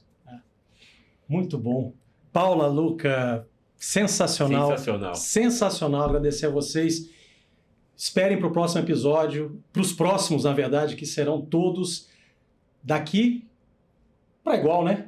Para melhor não pode ser, para igual. Vocês a régua é muito alta.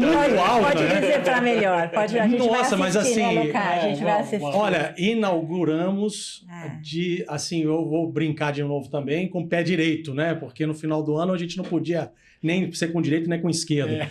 Mas muito obrigado, Paula, Luca, sensacional, a conversa foi excelente. O vinho... Agradecer, né, quem ajudou a gente a viabilizar, né, o Rogério. Isso, o Rogério, que é o nosso patrocinador principal desse projeto de 9 episódios, Terrai Podcast. Agradecer imensamente. A Vila Santa Maria, que forneceu o vinho, quer dizer, acho que vale a experiência de conhecer o Brandini em loco. Exato. Sim. E, aliás, vai ser um dos episódios, né? Exatamente. Vamos fazer esse episódio lá, para que a gente também traga um pouco dessa visão do território para os nossos espectadores. Eu queria agradecer o convite. É um assunto fascinante. A gente poderia falar de ainda horas sobre o assunto. Se ele não cortasse, a gente está falando sobre comportamento, né? No final é tudo sobre comportamento humano e a evolução dele. E é um assunto que me fascina. Obrigado pelo convite. Foi um prazer estar aqui. Muito prazer, Paula. Eu também queria agradecer, principalmente fazer parte desse início aí, dessa iniciativa toda. Eu acho que dessa conversa toda a gente vê, né, que tem muita coisa incipiente, né? Então acho que esse tipo de iniciativa que vocês têm é muito importante mesmo, né, para a gente entender um pouco em que pé que está, em que posição que está e como melhorar, como viabilizar os negócios aqui, porque, cara, desde pequeno, o Brasil, essa história do Brasil é o país do futuro, né? E a gente olha essas imagens aqui, né, que estão desses hotéis e tudo e não entende por que a coisa não vai. Então, é isso, tá? Queria agradecer mesmo e sucesso aí Em nome do Marco e da Célia Carbonari, proprietários da Vila Santa Maria, da marca Brandina, presentear vocês. Muito obrigada. Obrigado, hein? Marco, Célia, obrigado. Olha, na verdade será mesmo, a gente só aproveitado. veio aqui para ganhar o vinho. Tô brincando. Então a gente se deu bem, porque se ganhar o vinho, a gente teve uma conversa espetacular aqui. Muito bom. Então, Marco, fica preparado que para os próximos convidados a gente vai repetir. Agora vem a conta. É isso aí. Muito obrigado, gente. Muito bom. Que agradece. Obrigada. Valeu. Boa.